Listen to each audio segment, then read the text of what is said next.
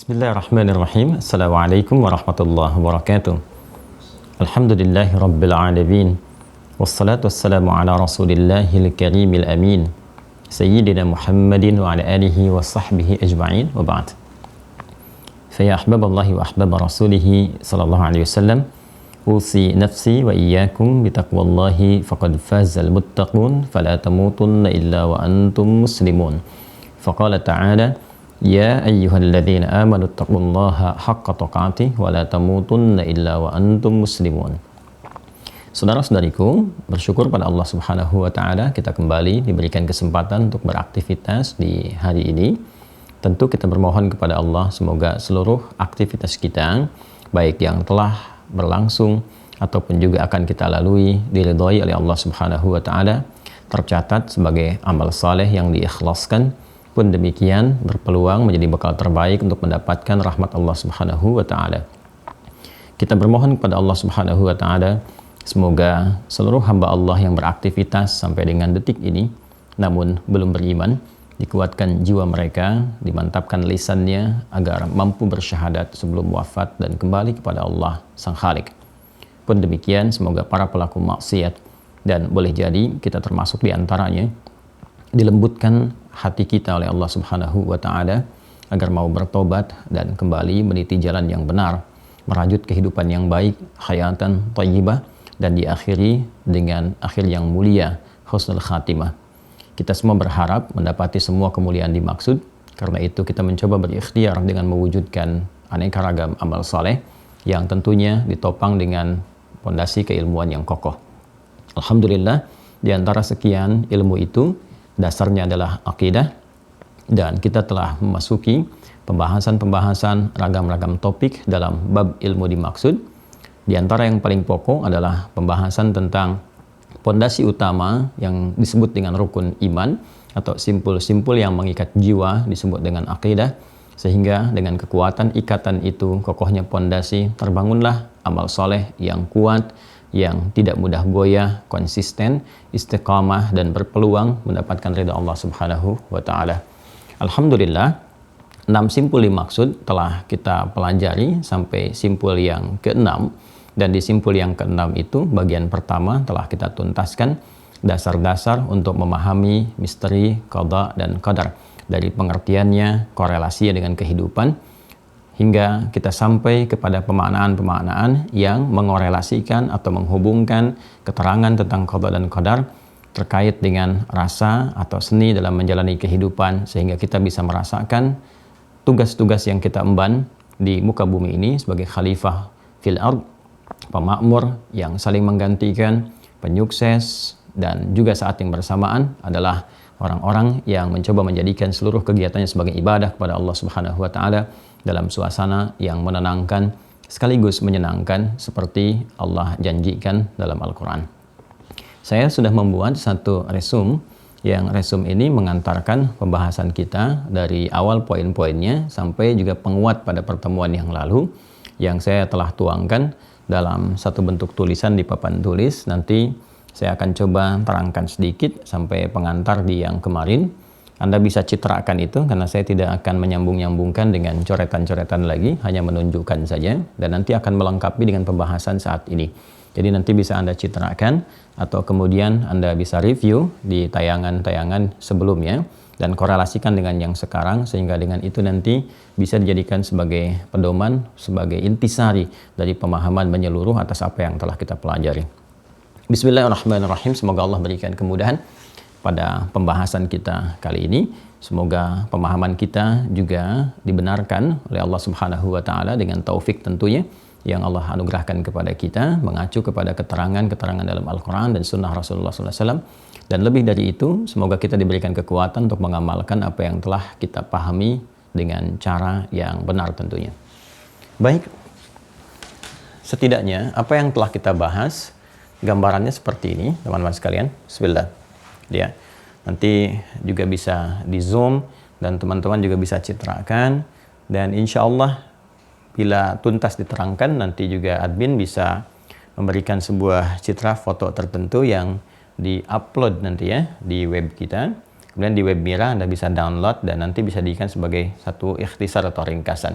Insya Allah materi yang kita uraikan dari awal pertemuan sampai dengan berkelanjutan itu insya Allah sudah disiapkan dalam satu catatannya yang berwujud satu materi yang nanti juga setiap Mahasanti Mira insya Allah dengan izin Allah semoga diberikan kita kekuatan untuk mendapati itu sebagai acuan kita untuk belajar dan mengajarkan kembali dengan pemahaman-pemahaman yang telah kita kaji. Ini dasarnya, bab akidah bergantung kepada pokoknya disebut dengan rukun. Rukun iman telah saya uraikan maknanya, silahkan cek di video sebelumnya. Disebut juga dengan simpul-simpul yang mengikat, ya. Kita istilahkan dengan simpul itu atau hablun, kan? Hablun karena itu kita sering istilahkan dengan hablum minallah. Hubungan kita, ya, pertalian kita terhadap Allah Subhanahu wa taala. Itu pokoknya di sini. Hablun itu simpul, ya, tali gitu kan.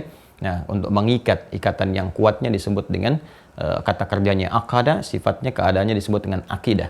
Jadi simpul ini, tali-tali keimanan ini harus diikat dalam jiwa kita sehingga mengikat kokoh seperti cakram atau seperti juga pondasi, ya. Kalau kita istilahkan di bahasa sekarang kayak cakar ayam kalau bangun-bangunan itu kan, ya, besinya dikreasikan dulu, ya, kemudian diikat, ditanamkan ke dalam bumi, di tanah itu yang kokoh. Nah, demikian ini bahasa kiasannya seperti itu. Simpul, ya. Kalau kita baca di Quran misalnya surah ketiga Ali Imran di ayat 103 kata hablun kita temukan untuk penguatan dalam konteks persatuan. Wa'tasimu bihablillahi jami'a wa la tafarraqu, dan berpegang teguhlah kepada tali Allah Subhanahu wa taala. Maksudnya terhubung kepada Allah. Apa yang menjadikan kita terhubung kepada Allah? Ya Al-Qur'an. Ya, Al-Quran, karena di Al-Quran ada firman-firman Allah yang menjadikan kita terhubung.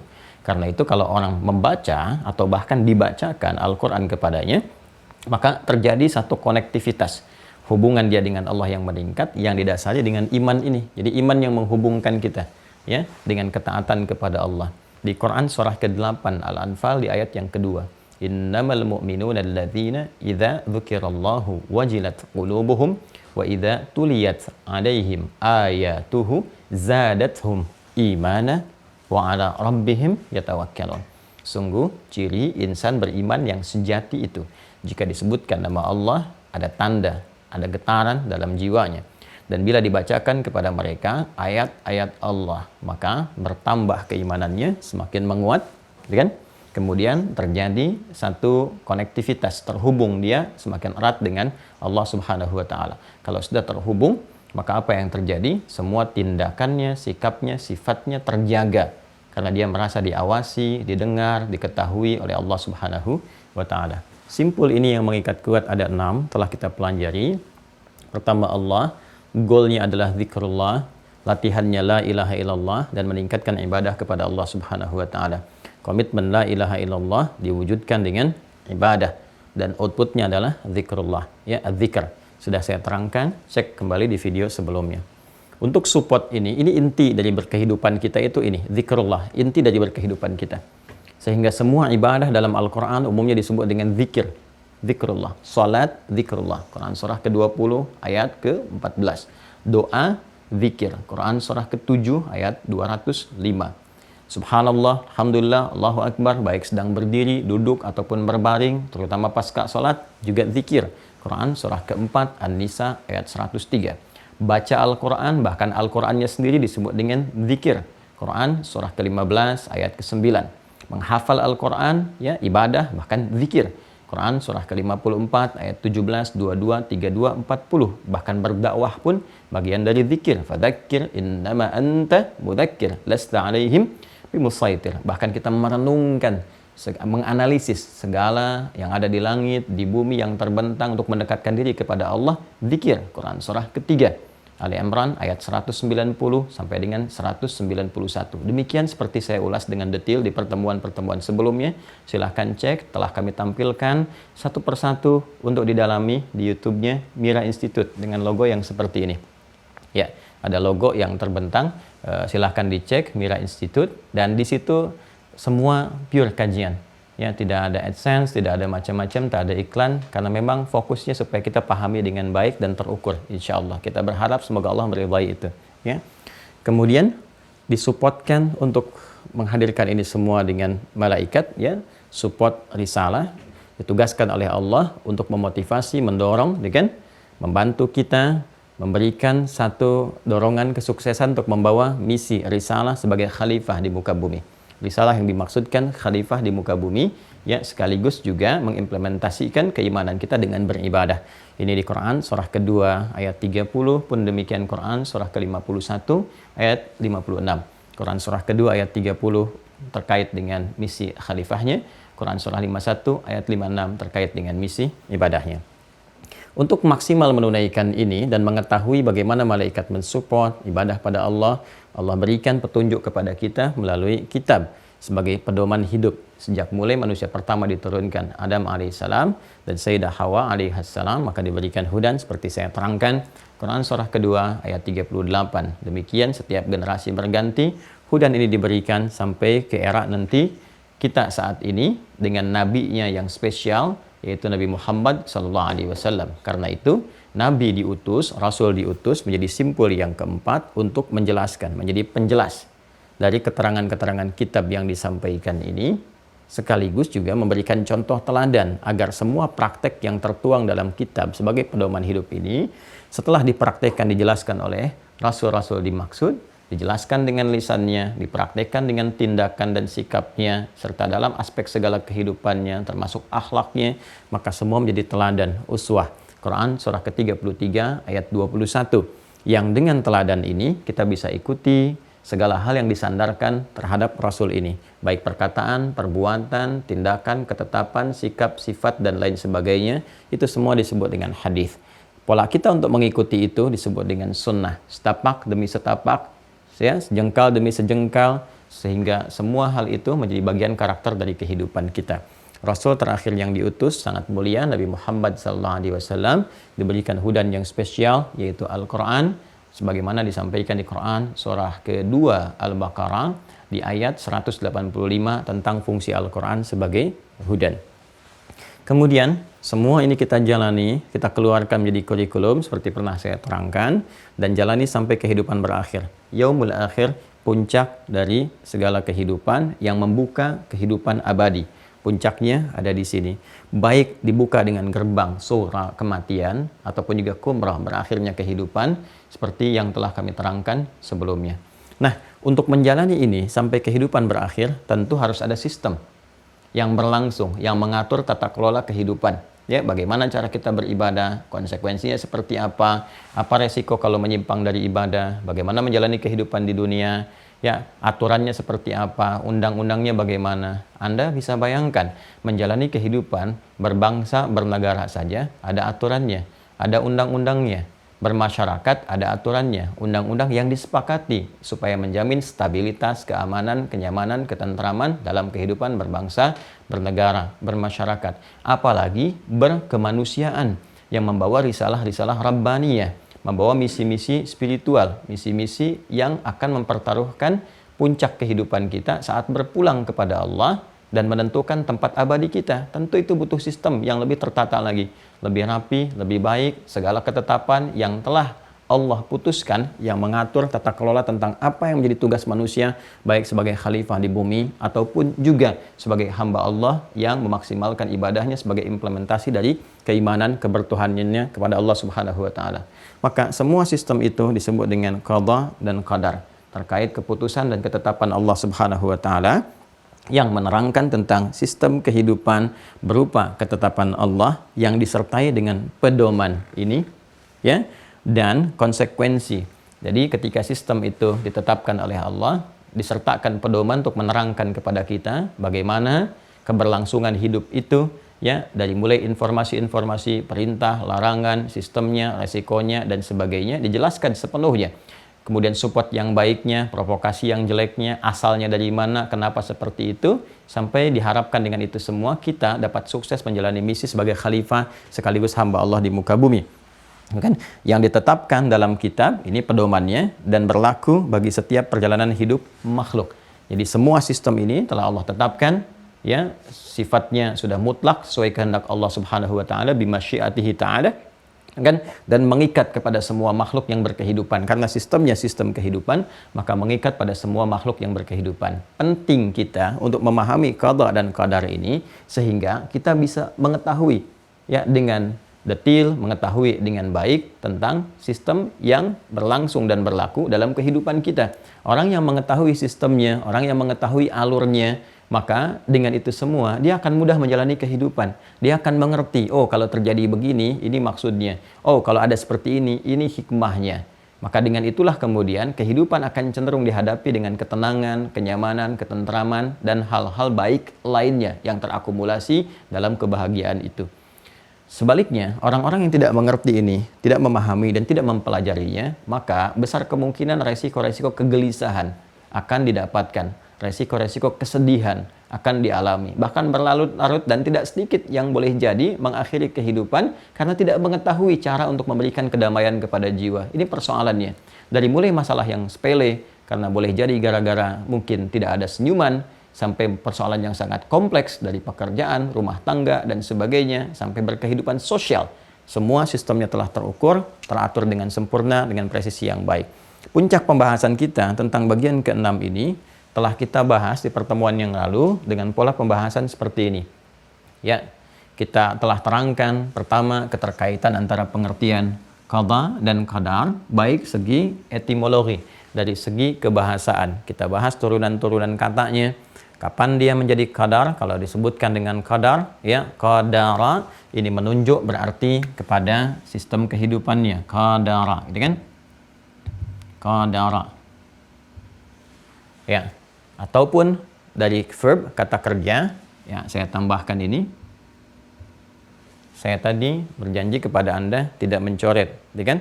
Ya, jadi saya tidak mencoret, tapi di sini saya memberikan satu tambahan tulisan. Jelas ya, jadi saya tidak mengingkari janji di sini. Saya mengatakan saya tidak akan mencoret, tapi akan menambahkan, kan tidak saya katakan. Jadi saya detilkan sedikit untuk memberikan pemahaman. Ini verbnya, kalau menjadi kata benda pun, kita tambahkan un di akhirnya, qadarun. Sesuai nanti dengan posisi i'rabnya, tempat dalam gramatikal bahasa Arab yang menentukan perubahan kata. Bisa qadaran, ya, bisa qadarun, atau bisa qadarin, sesuai dengan keadaan-keadaan kata ini ditempatkan dalam konteks kalimatnya. Nah, ini kalau sudah disebutkan dengan diksi seperti ini, dengan kata ini, lafadz ini, maka yang dimaksudkan sistemnya yang telah tetap. Ya, sesuatu yang telah tetap, kemudian berlaku, terukur secara sempurna, presisinya sempurna, maka disebut dengan, kalau kita sifati, maqdura. Jadi kalau kita gabungkan qadaram maqdura, ya, itu ada di Quran surah ke-33. Quran surah 33 Al-Ahzab, ini belum saya sampaikan, ayat 38. Ya. Sudah? Baik, nanti lihat langsung ke ujung ayatnya saja. Langsung lihat ke ujung ayatnya, qadaram maqdura, ya, dan segala hal yang Allah ciptakan, subhanahu wa ta'ala, yang Allah tetapkan, maka semuanya telah ditetapkan berdasarkan kadar. Kadar sudah jadi bahasa Indonesia. Maksudnya sistem kehidupan, ya, bagian-bagiannya dengan semua yang telah ditetapkan itu maqdura, terukur secara sempurna.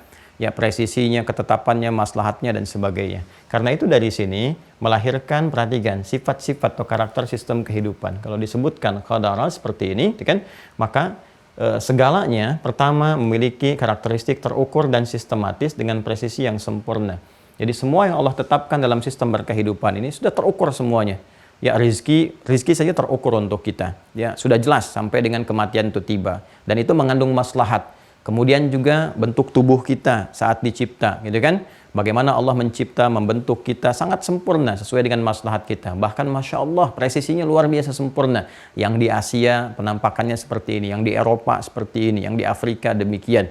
Ya, bukan ingin menunjukkan satu hal yang rasial, tidak. Tapi dibalik semua perbedaan-perbedaan warna kulit, tampilan fisik itu, ternyata itu adalah gambaran dari kekuasaan Allah yang memberikan kemaslahatan kepada kita untuk menyesuaikan dengan iklim dan lingkungan di mana tempat kita menetap dan tinggal. Sehingga dengan itu mudah kita beraktivitas. Itu yang sangat luar biasa. Ya, dan itu nanti akan diketahui berdasarkan perjalanan kehidupan. Nanti kalau kita jalani surah Ar-Rum itu surah ke-30, ya, kalau teman-teman bacakan dari ayat 19, 20, 21 sampai ke pernikahan, itu kan, dan terus itu kan sampai ke 22, 23, 24, 25-nya. Nah, di antara sekian banyak itu sebelum masuk ke fase pernikahan Allah jelaskan wa min ayatihi gitu kan, dan di antara tanda-tanda kebesaran Allah Subhanahu wa taala adalah menciptakan manusia dengan bagaimana ikhtilafu alsinatikum wa alwanikum, dengan perbedaan bahasa gitu kan, dan juga ragam kulitnya, pigmen kulitnya, dan semua itu tanda-tanda kebesaran Allah untuk memberikan kesesuaian dengan maslahat lingkungan. Tegaskan lagi di surat At-Tin nanti, laqad khalaqnal insana fi ahsani taqwim. Sungguh Allah mencipta manusia dengan tubuh yang sempurna, dengan presisi yang sempurna, terukur dan sistematis. Ini karena itulah hal-hal yang terkait dengan ini ditegaskan lagi di Quran surah ke-54, kemarin yang kita bahas ayat ke-49. Quran surah ke-54 ayat ke-49 ya. Inna kulla syai'in khalaqnahu biqadar. Kalimatnya menggunakan qadar. Ya, inna kulla syai'in khalaqnahu biqadar. Sungguh demi keagunganku, kata Allah Subhanahu wa taala, ya kan? Segala hal kami ciptakan, segala hal, semua ya yang Allah cipta, berarti makhluk semua diciptakan, ditetapkan oleh Allah Subhanahu wa taala biqadar. Dengan apa? Ya, dengan ukuran, ya, kemudian dengan sistem, dengan presisi yang sangat sempurna, ya, dengan bagian-bagiannya ya, yang sesuai dengan maslahat. Bagian kedua mengandung maslahat bagi setiap makhluk, ada kadarnya, ada ukurannya. Ya, yang berlangsung baik bagi dirinya, berkehidupan personal, komunal ataupun sosial, atau interaksi dengan alam semesta ini. Sempurna, bahkan alamnya pun sempurna. Nanti kita bisa lihat bagaimana ayat-ayat dalam Al-Quran menunjukkan bahwa dalam perputaran ini di benda langit itu kan, kita dapatkan dalam kehidupan langit disebutkan nanti ada tentang matahari, ada tentang bulan, ada bintang gemintang, ada kawakib gitu kan, atau benda-benda langit ya, dari mulai asteroid, planet-planet dan sebagainya. Isyaratnya sangat sempurna. Bahkan bagaimana disebutkan tentang bumi ya, mengitari matahari gitu kan, kemudian setiap itu ada porosnya sendiri ya, bagaimana bulan juga demikian punya porosnya sendiri dan sebagainya. Itu sangat sempurna sekali. Bagaimana setahun ada 12 bulan, inna iddatasy syuhuri 'indallahi 12 syahran fi kitabillah gitu kan, ya yauma khalaqas samawati wal ardh minha arba'atun hurum. Itu jelaskan setahun ada 12 bulan, dan itu Al-Quran sempurna menerangkannya. Ini ya, jadi mengandung maslahat bagi setiap makhluk. Kemudian sistem ini pun menghadirkan konsekuensi. Jadi kalau kita ya seperti yang normal dalam kehidupan dunia misalnya kan, ya aspek dunia saja ada sistemnya sendiri ditetapkan oleh Allah. Misal kalau ada rutinitas yang kita jalani, makan dijelaskan kalau makan dampaknya akan seperti ini, tidak makan akan seperti ini. Itu normal. Ya, hukum umum namanya sunnatullah fil kaun. Sistem yang Allah tetapkan dalam berkehidupan secara umum. Nanti menjadi ibadah kalau diniatkan karena Allah dengan bismillahirrahmanirrahim, diniatkan ibadah, maka rutinitas berubah menjadi ibadah. Kalau nggak diniatkan untuk kepentingan ibadah, maka berlaku seperti rutinitas saja. Jalan, olahraga, makan, minum, itu sistem dalam berkehidupan yang kita jalani. Ya, kalau makan yang menyehatkan akan begini. Ya, makan yang tidak menyehatkan akan begini. Nanti turun ayat menjelaskan seperti Al-Baqarah ayat 168. Ya ayyuhan nasu kulu mimma fil ardi halalan thayyibah. Gitu kan? Hei semua manusia, makanlah, silahkan berpetualang di bumi untuk mencukupi kebutuhan hidup. Minimal untuk kebutuhan jasmani kamu. Kamu bisa makan. Ya, dapatkan dengan cara yang legal. Sebab kalau tidak legal, konsekuensi akan begini. Nanti dari turunan ini manusia dengan instingnya, ya itu membuat hukum-hukum lokal. Ya, padahal apa? Itu bawaan fitrah sebetulnya untuk menerapkan sistem yang dimaksudkan. Nah, dan semua akan kembali kepada hukum Allah. Sedapat bagaimanapun manusia membuat yang ideal, pada akhirnya nggak akan lepas dari sistem kehidupan yang telah ditetapkan oleh Allah. Dan ini yang paling ideal, ini yang paling sempurna. Ya, karena itulah diterapkan dimanapun pasti mengandung maslahat dan tidak akan bertentangan dengan karakteristik manusia yang berkehidupan di tempat yang dimaksudkan. Bahkan bisa mengangkat dengan lebih indah lagi dan melahirkan peradaban-peradaban yang dinantikan. Ya, saya kan pernah beri gambaran kenapa Al-Quran diturunkan di komunitas jahiliyah, gitu kan? Yang sangat jauh dari peradaban, tertinggal, ya penuh dengan lingkup kriminal dan sebagainya. Tapi Allah nggak menurunkan tongkatnya Nabi Musa yang diulang atau mukjizat Nabi Isa alaihissalam kepada Rasulullah SAW, Nabi Muhammad tidak, ya kan? Yang diberikan apa? Diwahyukan Al-Quran. Ketika diturunkan Al-Quran bisa mengangkat, merubah mereka dari jahiliyah jadi khairu ummah, membangun peradaban. Ya, di Mekah jadi Mubarakah, dibawa ke Yathrib jadi Madinah Al-Munawwarah, dibawa ke Spanyol melahirkan Hadarah Al-Islamiyah. Perhatikan, kita tidak pernah mengenal masa-masa Islam itu ketika membawa nilai-nilai kebaikan, nilai petunjuk, keilmuan yang sangat dahsyat itu, yang melahirkan peradaban, itu dibawa kemanapun ketika lahir peradaban. Nggak pernah peradaban disebutkan dengan nama tempatnya. Ini kalau kita jeli melihat, coba ya, jujurlah pada diri kita ketika kita jeli melihat. Kita bandingkan dengan dulu, kita katakan peradaban Mesir kuno, Mesirnya yang disebutkan. Ya kan?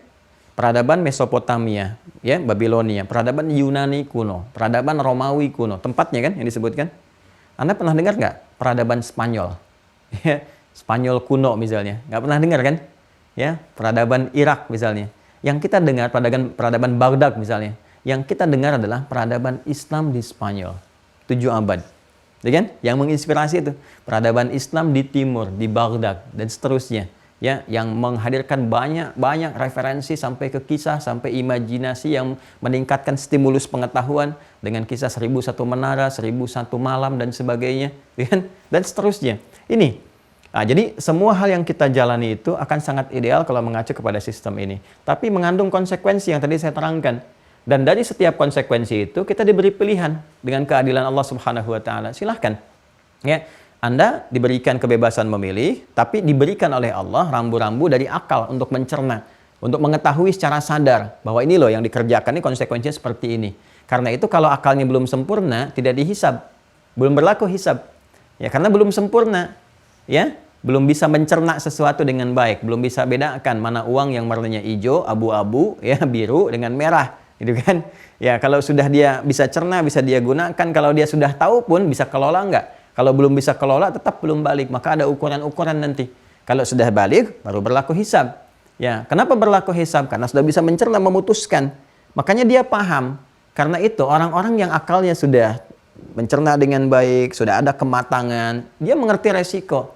Dan dia memahami yang baik itu baik, kan? Yang salah itu salah. Karena itu Nabi mengatakan kan, kalau di Al-Arba'in, Al-Imam An-Nawawi menyantumkan kan dalam hadis yang ke-6, innal halala bayyinun wa innal harama bayyinun. Ya kan? Sungguh yang halal itu, yang baik itu, yang benar itu jelas sebetulnya. Ya kan? Kemudian yang haram itu, yang salah, yang dosa itu pun jelas. Kan kita mengerti antara jujur dengan bohong itu, kita tahu ini jujur, ini bohong. Yang akalnya sudah sehat, sudah matang gitu kan, itu bisa bedakan. Oh, ini jujur, ini bohong. Ini yang halal, ini yang haram. Ini yang legal, ini yang korupsi. Kan mengerti kita, ya kan?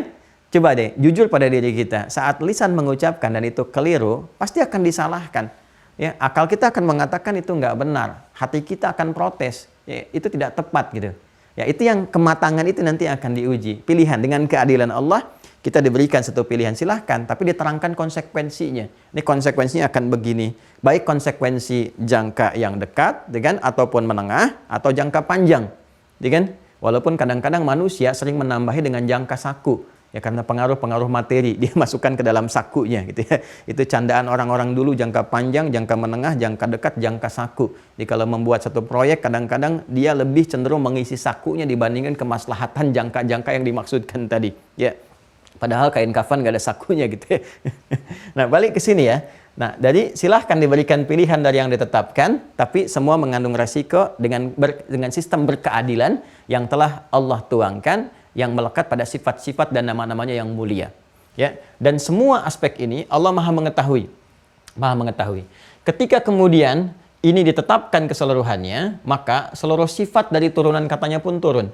Ini sistemnya telah berlaku, maka sifat terukurnya, sistematisnya, presisinya yang mengandung maslahat itu, maka diturunkan lagi dari kata ini dengan bentuk tasydid. Qaddara yuqaddiru. Qaddara yuqaddiru, gitu kan? Yuqaddiru. Takdiran. Ya. Qaddara yuqaddiru takdiran, ya. Dari sini kita sering katakan dengan takdir ini sudah takdir gitu kan. Ya memang nama saya kan takdir juga Pak gitu kan, Muhammad Takdir Sihombing misalnya kan, bukan itu maksudnya. Ini maksudnya hukum yang telah Allah tetapkan secara sistematis, terukur dan sebagainya. Nah, lihat ke sini Bapak Ibu sekalian. Jadi kalau kita temukan kata qadar seperti kemarin saya uraikan itu sistemnya, tapi kalau kita temukan kata qaddara yuqaddiru turunannya termasuk takdir, ini menunjukkan tentang ukurannya yang sangat sempurna, presisinya yang sempurna dan tersusun dengan sistematis. Ya, dan berlangsung secara bertahap sesuai dengan pertumbuhan kita yang berkehidupan, berkembang, tumbuh dan berkembang. Ya, disingkat dengan tumbang dalam pelajaran-pelajaran di kesehatan, dunia kesehatan di awal-awal itu modulnya saya pernah dapati itu disebut dengan fase tumbang. Tumbuh, berkembang, berkelanjutan, berkemajuan, gitu kan? Nah, jadi di sini kita dapati kemudian ini akan terhubung juga setiap satu tahapan-tahapan dalam sistem berkehidupan itu akan disertai petunjuknya. Dan kita telah sampaikan petunjuk yang dimaksudkan hudan ini. Ya, kata kerjanya hada. Jadi kalau kita ingin ada keseimbangan, kata kerja dengan kata kerja lagi. Kalau di sini qaddara, di sini hada. Maka disampaikan di Quran surah Al-A'la di ayat yang ketiga itu ketika Allah menegaskan kan walladzi qaddara fahada. Dialah Allah kan yang harus kita sucikan kan, kita sembah, kita agungkan yang paling tinggi. Sabbihisma rabbikal a'la diperintahkan kan, muliakan, agungkan, bertasbihlah kalian semua kepada Rabbu yang paling agung. Ya alladzi khalaqa fasawwa, yang telah mencipta kalian dan menyempurnakan semua ciptaan itu. Bagaimana di antara kesempurnaan itu bukan hanya fisik kita, keadaan kita, tapi juga qaddara, memberikan sebuah sistem kehidupan yang sangat sistematis, terukur, sempurna, ya mengandung maslahat dengan sesuai dengan tahapan-tahapan kehidupan kita, fahada, dan diberi petunjuk kita untuk menjalani sistem kehidupan ini. Oke? Nah, semua hal yang terkait dengan sistem kehidupan ini nggak akan lepas dari ukuran-ukuran yang sempurna tadi. Karena itulah selain ditegaskan dengan kata kerja, ini kata bendanya pun yang kita sebut dengan takdir disebutkan untuk menunjuk keadaan, karakter, dan kesesuaian dengan setiap apa yang menimpa kita dan maslahatnya untuk kita. Gitu kan? Dan ini juga nanti ada kaitan dengan pemberian ikhtiar atau pilihan-pilihan yang Allah tetapkan sesuai dengan kematangan diri kita. Maka disatukanlah kata qaddara dengan takdir ini, kita temukan misal di surah ke-25, di ayat yang kedua, di akhirnya. Ya. Quran surah Al-Furqan, surah ke-25, ayat yang kedua. Ya. Lihat di ujung ayatnya, ya. Ketika Allah menegaskan bahwa Allah mencipta segala hal, khalaqa kulla syai'in wa qaddarahu taqdira, gitu kan? Mencipta segala hal, makhluk yang diciptakan, wa qaddarahu taqdira, kemudian menetapkan dengan itu semua, ya, takdir yang sangat terukur, sistematis tadi. Karakternya ditetapkan secara sistematis, ya, berkesesuaian, takdira, dan sifatnya melekat pada setiap hamba dalam berkehidupan sesuai dengan maslahatnya, dijalani sesuai dengan fase-fase kehidupannya.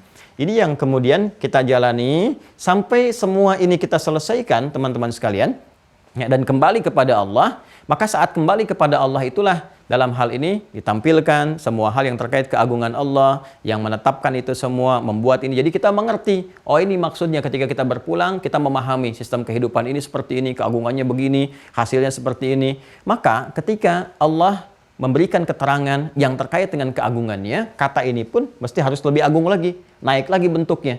Ya, karena ini sudah terkait dengan keagungan Allah yang menetapkan semua sistem ini. Setelah kita memahami, kan kalau sudah paham, mengerti, baru kita menyadari kan. Sama kalau kita di surat Al-Kahf itu, ya, kalau kita baca, kan itu ada 4 kisah viral, sering saya sampaikan, kisah para pemuda, kisah 2 orang sahabat, yang satu sangat kaya dan terkonfirmasi oleh sahabatnya dengan berdialog, kan? Yang ketiga kisah Nabi Musa yang belajar pada hamba Allah yang saleh, Khidir alaihissalam. Kemudian yang keempat kisah Dzulqarnain, kan? Kan di kisah yang ketiga kisah Nabi Musa yang belajar itu, setiap kali berdialog kan awalnya kan malam tastati alaihi sabra, tastati. Tapi begitu diterangkan hikmahnya, ini begini, tiba-tiba apa yang terjadi? Di ujungnya kalimatnya berubah dari tastati menjadi tasti'. Malam tasti' alaihi sabra. Maka rumus mengatakan ziyadatul mabna tadullu ala ziyadatil ma'na. Kan? Ketika bertambah hurufnya, bertambah makna. Ketika berkurang maknanya. Yang tadinya penasaran, nggak tahu dan sebagainya, tastati, nggak kuat kan, nggak ngerti, belum paham, nggak bisa sabar karena belum ngerti. Setelah mengerti, paham, nurun tuh keadaannya. Oh ini maksudnya, begini. Maka hadirlah kemudian satu rasa syukur sekaligus juga penghambaan kepada Allah yang Maha Tinggi yang menitipkan keilmuan pada hamba-hamba tertentu di situ dengan hikmah tertentu. Tapi jangan menilai kelebihan-kelebihan karena sudut pandang mana yang terlihat. Karena nanti ada sudut pandang fikih, ada sudut pandang nanti tasawuf misalnya, itu berbeda. Sudut pandang fikih tetap Musa yang paling unggul untuk mengonfirmasi bahwa setiap tindakan itu mesti ada hukumnya. Ya, tapi dalam sudut pandang tasawuf nanti bisa berbeda lagi karena dasar-dasar keilmuannya bisa berbeda. Dan tasawuf pun nanti dasarnya bukan yang aneh-aneh, ya, bukan pergi ke gunung sekian-sekian, bukan. Dasarnya syariat juga. Nanti dari syariat itu melahirkan kebeningan hati, tasfiyah pada qalbi, ya, prosesnya lewat tazkiyah, dan diantara fungsi Nabi itu membawa tazkiyah. Wa yuzakkihim. Jadi Quran dikonfirmasi di Quran surah kedua Al-Baqarah ayat 151. Kama arsalna fiikum rasulan minkum yatlu alaikum ayatina wa yuzakkikum, membersihkan jiwa. Ya, kalau sudah bersih, bersihkan disaring. Ya, sesuatu yang disaring dibersihkan kotorannya sehingga muncul beningnya, saringannya disebut dengan tasfiyah. Ya, keadaannya disebut dengan safi, sifatnya disebut dengan sufi. Di sufi itu ada keadaan hati yang bersih, yang bening, hasil dari saringan syariat lewat ibadah. Karena rajin sholat, maka perilakunya jadi baik. Karena rajin baca Quran, perilaku jadi baik. Menyaring yang kotor-kotor, muncul yang bening-bening. Itu maksudnya. Jadi tasawuf pun nggak lekat dari syariat. Ada tuntunan bagaimana cara berzikir, cara sholat, dan tidak keluar dari tuntunan-tuntunan syariat. Jadi hati-hati juga ya. Mohon maaf sedikit lompat, tapi nanti kita akan bahas saat masuk bab akhlak. Ya, ini yang nggak boleh, ini yang bisa diikuti, ini yang harus hati-hati dan sebagainya. Dan para ulama kita sudah banyak menyinggung tentang hal itu. Nanti kalau sudah masuk babnya saya terangkan supaya mengerti. Jadi kalau baca keadaan di masyarakat, oh kita paham. Ini maksudnya ini, dalilnya ke sini. Oh ini yang nggak ada, ini yang ditinggalkan, yang aneh-aneh, ini yang dijauhi. Ya, paham ya? Yuk kembali ke sini teman-teman. Karena lebih tinggi, lebih agung lagi, maka bentuknya superlatif.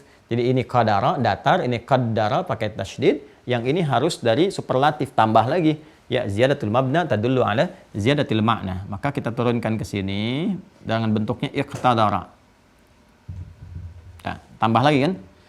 Ini 3, ini 4. Ini 4 huruf nih. Qaf, dal, dal, ada tasydid jadi double. Qaf, dal, dal, ra. Yang ini 5 huruf. Ya kan? Alif atau hamzah wasal di sini qaf, ta, dal, ra. Ya kan? Karena terkait dengan sifat yang melekat, berarti harus isim fa'il kan? Kata benda. Sifat yang melekat itu sudah kata benda, ya kan? Ya kalau ke manusia, jadi amana jadi mukmin, kan? Aslama jadi muslim. Ya, kalau kita berikan kepada bentuk umum isim fa'il yang melekat, maka bentuknya pun harus superlatif, mubalaghah karena terkait dengan Allah. Maka ya iqtadara, ya kan? Ini sudah naik ke sini. Kalau ini kan qadir, ya kan? Kita sudah sampaikan. Kalau ini muqaddir, kalau ini muqtadir. Maka ketika kembali kepada Allah Subhanahu wa taala kita berpulang, insya Allah mendapatkan rahmatnya, ditempatkan di surga yang mulia bersama orang-orang mulia, khususnya Rasulullah tercinta sallallahu alaihi wasallam, gitu kan? Kita mengerti, oh ini sistem kehidupan nih yang telah dijalani, akhirnya begini penuh dengan keindahan, lalu kita memuji Allah, bertasbih kepadanya, mengkuduskannya dan sebagainya, ya. Maka semua itu ketika kita lakukan, kita menyadari kebesaran Allah. Yang besar yang memiliki disebut dengan Malik atau Malik, ya kan? Yang maha menentukan, membuat sistem yang sangat agung disebut Muqtadir. Maka Quran surah ke-54 ayat 55. Quran surah 54 ayat 55. Dan ini ayat favorit diantaranya dari satu ulama besar, Syekhul Islam Ibnu Taimiyah. Ya, Ibnu Taimiyah itu Syekhul Islam itu memiliki ayat favorit yang ini. Di penghujung akhir perjuangannya saat berjuang dan kemudian meninggal itu membacakan ini. Ya, Quran surah ke-54 Al-Qamar di ayat 55. Ya, lihat di ujung ayatnya. Fi maq'adi sidqin 'inda malikim muqtadir. Ada? Ya, kan kalau kita urut ke sebelumnya innal muttaqina fi jannatin wa nahar terus, ya kan? Nah, sampai kita temukan fi maq'adi sidqin, di tempat yang paling benar, tempat terindah. Maq'adi sidqin itu surga maksudnya, ya. Karena kita meyakini bahwa kita akan berpulang, gitu kan, dihisab, dan hisab tertingginya ketika baik mendapatkan tempat tertinggi yang membenarkan, ya, mengonfirmasi kebenaran dari perilaku amal soleh kita. Karena itu dikatakan dalam syahadat yang hadis riwayat Ubadah bin As-Samit itu yang saya bacakan di kitab Fathul Majid itu dulu, ya kan? Innal wal jannata haqqun wan nar haqqun, dan jannah itu, surga itu hak, ada benarnya. Makanya dikonfirmasi oleh Al-Qur'an, fi maq'adi sidqin, orang-orang membenarkan itu. Jannahnya hak, mutlak dan sebagainya. Tapi sifat manusianya kadang ada yang ragu, ya kan? Nah, ketika sebagian meyakini itu benar adanya, sebagian ragu dia nggak dapat. Karena sifat relatif manusia itu yang memandang tentang kebenaran surga dan neraka, manusia pada umumnya. Sedangkan orang Islam membenarkannya, maka kalimatnya itu di situ menggunakan kata sidqin. Karena persepsi manusia menilainya itu. Maka disampaikan dengan bahasa Al-Quran, mengonfirmasi, itulah indahnya Al-Quran. Ya, kebenaran mutlaknya disebut dengan hak, tapi ketika memberikan gambaran pada penilaian manusia, kadang-kadang manusia yang kurang paham karena ilmunya. Maka menjadi relatif dalam pandangan manusia, maka dibuktikan kebenaran itu ketika nyata fi maq'adi sidqin, di tempat yang mengonfirmasi kebenaran dari apa yang telah kami kerjakan, 'inda malikin ya muqtadir. Fi maq'adi sidqin 'inda malikin muqtadir, menggunakan kata turunan ini iqtadara, maka sifatnya melekat pada Allahnya muqtadir. Nah, ini ya gambaran yang telah kita uraikan teman-teman sekalian. Saat waktu ini ditetapkan, sistem kehidupan setelah semua itu kan dengan kehendak Allah Subhanahu wa taala, bimasyiatinya kita diberikan tugas dan sebagai makhluk tercipta, ditetapkannya sistem kehidupan ini, ketetapannya ketika berlaku, maka katanya ini berubah dari qadara atau qadarun jadi qadrun, ya kan? Qadrun, akar ini juga. Ya. Nah, ini.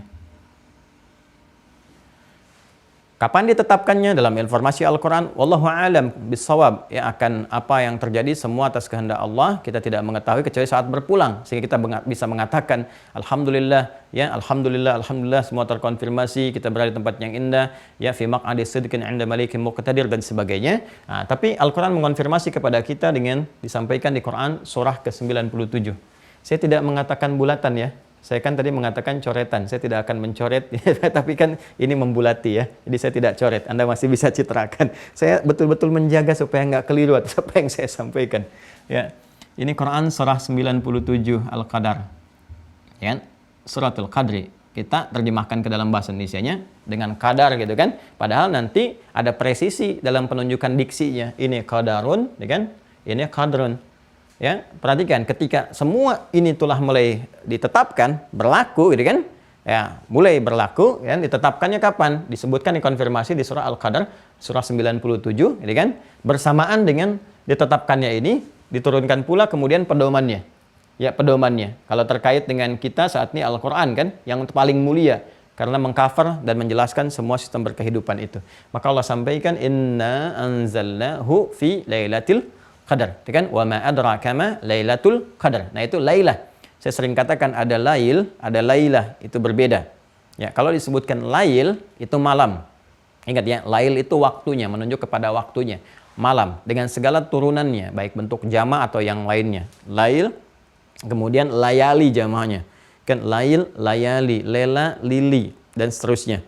Ya, ibu lela, ibu malam-malam gitu kan. Malam, turunan dari kata lail. Tapi kalau ada tak di ujungnya, ya tak itu menunjukkan sebuah sifat, keistimewaan, karakter tertentu dan sebagainya. Jadi kalau ada lail tambah tak lailah jadi yang istimewa. Malam yang sangat istimewa. Kenapa istimewa? Karena ada ini peristiwa qadar. Berlakunya semua sistem kehidupan yang Allah telah tetapkan. Nah, berlangsungnya kapan? Terkonfirmasi berlangsung pada satu malam. Malamnya kapan? Wallahu a'lam. Yang penting Allah tetapkan.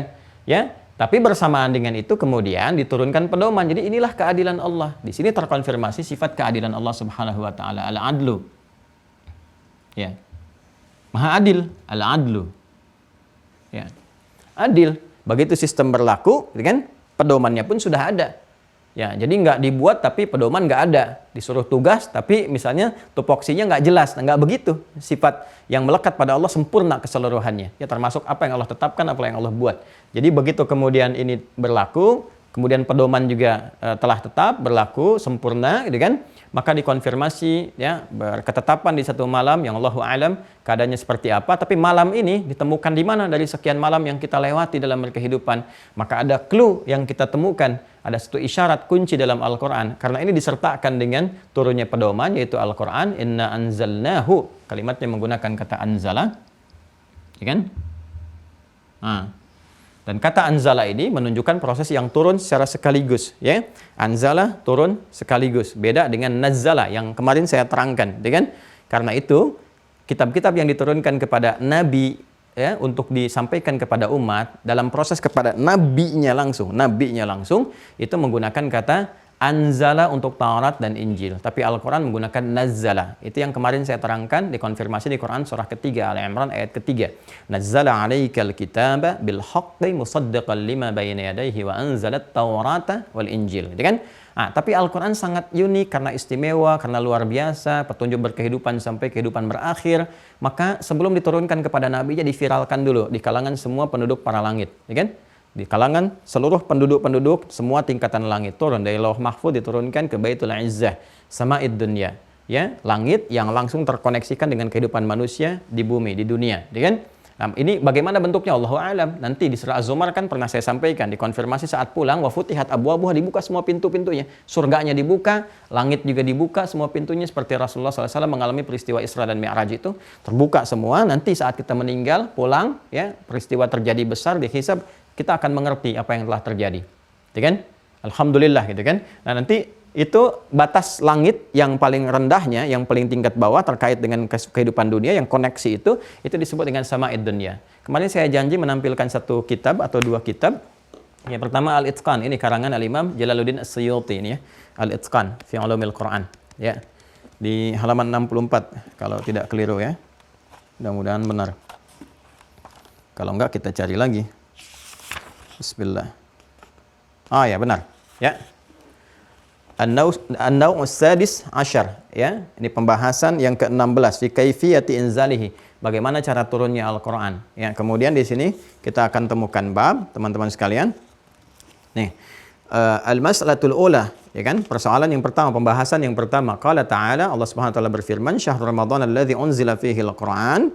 Fil Baqarah, ya kan? Allah berfirman di surah Al-Baqarah ayat 185 yang tadi saya sampaikan. Wa qala, dan juga berfirman di Quran surah Al-Qadar ayat pertama, "Inna anzalnahu fi lailatul qadar." Ya kan? Nah, ini yang saya konfirmasikan. Jadi apa yang saya sampaikan tadi itu terkonfirmasi dari kitab. Karena kami belajar memang kitabnya dari guru-guru kami ya, dari beragam kitab Ulumul Quran.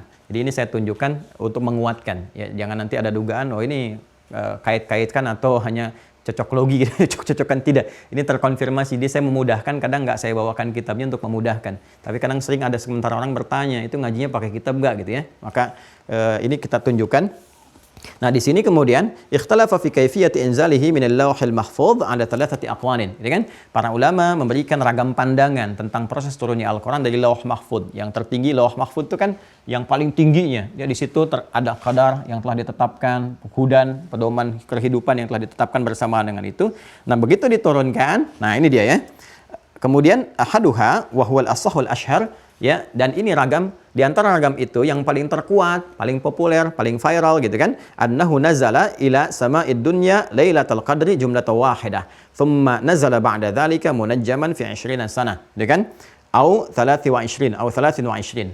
Nah, kurang lebih ketika kita terjemahkan, pendapat yang terkuat, yang paling sahih, yang paling populer, paling viral adalah Al-Quran itu pertama sebelum turun kepada Rasulullah, kan? Secara bertahap itu kurang lebih 20 tahun atau 23 tahun seperti beliau sampaikan tadi, kurang lebih gitu kan. Karena masanya kan presisinya berdasar hitungan-hitungan yang berlangsung dalam berkehidupan kita, ya. Dan disampaikan kepada kita, ada yang menghitung tempatnya 22 tahun, 2 bulan, 22 hari, ada yang mengambil keumumannya kurang lebih 23 tahun, seperti itu gitu ya.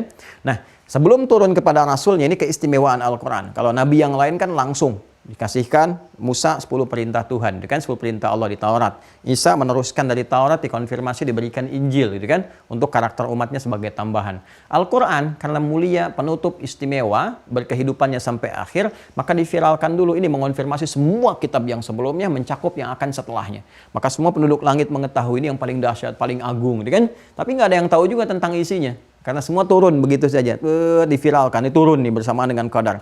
Jadi Baitul Izzah, nanti ada malaikat yang ditugaskan tertentu untuk menyampaikannya, seperti Jibril terkait wahyu, mengonfirmasikan kepada Rasulullah. Itu yang kemudian diturunkan setelah itu kepada Nabi Muhammad SAW. Jadi proses pertama di Baitul Izzah, tempat keagungan, sama'id dunya. Ini kitab yang pertama yang saya janjikan kemarin, ya, saya sudah tepati. Kemudian yang Syekh Mana' Al-Qattan, ya, yang Mabahith fi Ulumil Quran, ini kitabnya. Ya, ini kitabnya. Ya, ini lebih ringan, ya, yang ini lebih ringan, ini lebih mirip Khulasah lah, intisari, ya. Ini cukup bagus, saya referensikan, sistematis. Ini juga bagus, ya. Nanti ada Al-Burhan fi Ulumil Quran di Imam Zarkashi juga sangat bagus, ya. Ya, ini lebih sistematis karena ini agak kontemporer, ya. Jadi ini juga mengurutkan dari sini, dari Al-Itqan, dari kitab Al-Burhan, dari macam-macam dihimpun jadi satu, kan? Kemudian disistematiskan. Ini di halaman 96 kalau saya nggak keliru. Bismillah. Karena kita ada punya halakoh kecil dengan murid-murid khusus bahas, jadi masih kita jaga. Nah, ini halaman 96 yang saya katakan, ini yang halaman 95-nya, ini bab tentang nuzulul Quran. Ya. Nah, halaman 96-nya betul, ya, konfirmasi tentang sama'id dunyanya. Ya, jadi halaman 95 pembahasan tentang nuzulul Qur'annya, yang diterangkan tentang tadi ayat-ayatnya, nanti sama'id dunya di halaman 96. Yang tadi kan disampaikan pendapat paling populer gitu kan, paling viral. Siapa yang berpendapat ini dikonfirmasi di sini. Qala an Ibnu Abbasin radhiyallahu taala anhuma, dari Ibnu Abbas, semoga Allah meridai, merahmati kita beliau dan keluarganya. Dan Ibnu Abbas itu ingat turjumanil Qur'an, ya, pakar Al-Qur'an yang ditetapkan oleh Rasulullah SAW, yang didoakan dengan kalimat Nabi yang sangat populer, Allahumma faqihhu fid din wa alimhu ta'wil. Unzilal Qur'anu jumlatan wahidah ilas sama'id dunya lailatul qadri. Tuh, terkonfirmasi ya. Jadi apa yang saya sampaikan jelas di sini, ya. Unzilal Qur'anu, Al-Qur'an itu diturunkan pakai unzila, bentuk pasif dari anzala yunzilu. Jelas ya? Al-Qur'an diturunkan jumlatan wahidah secara sekaligus ilas sama'id dunya, ya. Jadi 30 juz itu turun ke langit dunia, diviralkan dulu. Ya, diviralkan dulu. Ya, wah ini turun nih, besar tuh, dan sebagainya. Turun, agung, ya. Dah, bersamaan dengan kadar manusia tuh. Ya, fis sama'id dunya. bersamaan dengan itu kemudian apa yang terjadi? Nanti setelah itu Nabi ditugaskan kan? Nah, berlangsung teman-teman sekalian, dari penugasan itu turun nanti secara bertahap kepada Rasulullah SAW, kan? Membawa petunjuk sesuai dengan kemaslahatan dan sebagainya. Maka disebutkan tsumma unzila ba'da dzalika fi 20 sanah, kan? Maka diturunkan itu kepada Nabi SAW bertahap, kurang lebih sekitar 20 tahunan. Ya, karena orang Arab itu kalau mengambil bilangan bulat ya dan ada penyerta sedikit-sedikit disebutkan yang bulatnya. Seperti Al-Arba'in An-Nawawiyah 40 padahal jumlahnya 42. Alfiyah Ibnu Malik, Alfiyah itu kan 1000, sekitar 1000 padahal hadisnya 1002 bait. Nah, yang kalamun laftun mufidun kastaqim wa sunafilun thumma harful kalim itu 1002 bait ya, tapi digenapkan jadi 1000. Ini sekitar 20-an itu kan. Nah, di sama'id dunya, turun ke langit dunia, diturunkan ke langit dunia, Lailatul Qadri dikonfirmasi oleh sahabat ya Ibnu Abbas radhiyallahu taala anhuma, waktunya bersamaan dengan malam Al-Qadar. Ini bertetapan ini.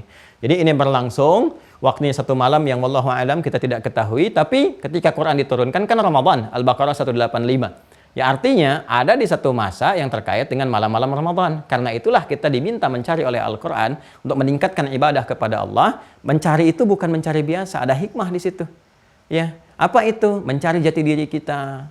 Ya, makanya malam-malam Ramadan itu kita diminta merenung, menelaah, mentadaburi, menghidupkan malam, sholat, minta petunjuk, belajar. Makanya Nabi itu mendaras. Ya, orang Sunda bilang ngadaras gitu. Ngadaras itu kan dari kata darasa. Pelajari kembali, talaki, dan tilawah dengan malaikat, menyetorkan hafalan, terus memberikan kesan kepada kita, petunjuk. Ini harusnya demikian. Jadi malam-malam tuh merenung. Saya tuh hidup mau kemana sih gitu kan? Mau ngapain sampai usia segini? Terus kalau meninggal itu bagaimana nanti? Kan ditampakkan sekarang banyak meninggal, apalagi suasana COVID. Ya, yang kemarin rame-rame itu, hampir tiap hari, ambulan bolak-balik dan sebagainya. Sekarang juga masih rame macam-macam dan ini ditampakkan. Kan kita tuh tinggal nunggu giliran kapan kita pulang. Satu kali, ya memang bukan satu kali, sih harus berkali-kali kita merenung. Tapi Ramadan itu kan menjadi nikmat karena itu bulan penuh dengan suasana ibadah. Ya, karena itu motivasinya tinggi dan malam-malam itu kita gunakan untuk menetapkan jati diri kita, membuat satu arah kehidupan, menetapkan kurikulum. Di situ pelajarannya salah satunya ini untuk mengerti sistem kehidupan. Kamu mau kemana? Arahnya bagaimana? Dan hal yang paling dasar adalah yang menerangkan semua ini adanya di mana? Al-Quran. Karena Al-Quran itu saat diturunkan bersamaan dengan pernyataan ini pedoman hidup kita. Karena itulah syiar Quran itu tinggi di Ramadan. Banyak mengkaji lagi, orang mengaji lagi. Perhatikan para ulama kita, Allahu Akbar. Bagaimana berusaha meneladani Nabi dengan maksimal. Ya, berusaha sampai viral kan Al-Imam Syafi'i itu ya bagaimana setiap harinya hatam Quran 1 kali tapi Ramadan bisa 2 kali siang dan malam saking inginnya memaknai ya bagaimana Nabi SAW mengajarkan, memberikan kesan, mentadaburi Al-Quran karena Nabi itu kan sudah Nabi, Rasul terjamin dan menyampaikan risalah. Kalau kita kan bukan, maka ulama mengerti saya bukan Nabi, saya bukan Rasul walaupun saya ditetapkan oleh Allah Subhanahu Wa Taala membawa misalnya nilai-nilai kemuliaan berdasar warisan Nabi, ulama dan tetap mengaji lagi. Perbaiki diri, merasa mungkin banyak salahnya, istighfar, taubat, macam-macam. Karena pelajari ini. Itu rahasianya kenapa kita dalam Ramadan seringkali dekat dengan Al-Quran, dimudahkan akses ke Al-Quran, rajin baca, ibu-ibu ada yang bahkan jarang pegang mushaf, malam-malam bisa tadarus. Tuh, bisa kelompok-kelompokan. Itu viral kan kisahnya. Ya, bisa narok sajadah tuh. Kita merindukan itu kan hanya untuk sholat taraweh, padahal taraweh kan sunnah kan?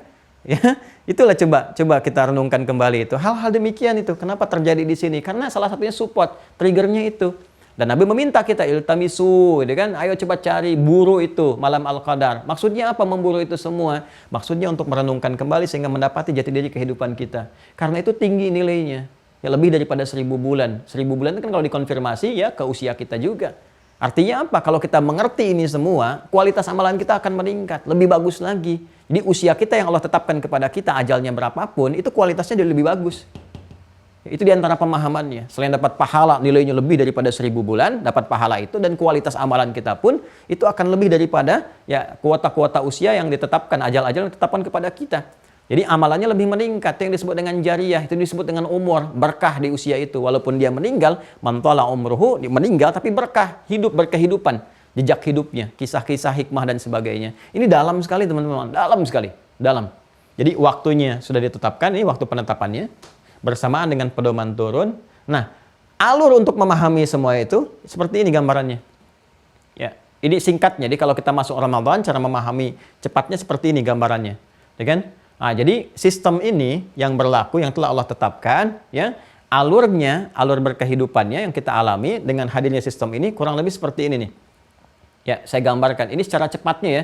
Kalau kita mau ngaji lagi satu kitab aja, ini seperti ini gitu. Nah, ini baru satu bidang ilmu, itu pun satu bidang baru satu bagian. Ya, jadi agak lama. Ya, makanya kita puluhan tahun tuh belajar, kita sederhanakan, intisarikan supaya mudah disampaikan dan masih tetap minta kepada Allah supaya diberikan kemudahan dan tetap koreksi ya. Kalau nanti ada hal-hal yang kurang tepat, kami pun tetap belajar. Saya kalau nulis kitab atau buku, saya datang ke guru-guru dulu untuk diperlihatkan, dilihat, dicek dan sebagainya gitu ya. Terutama masalah isinya. Itu sering kami lakukan seperti itu.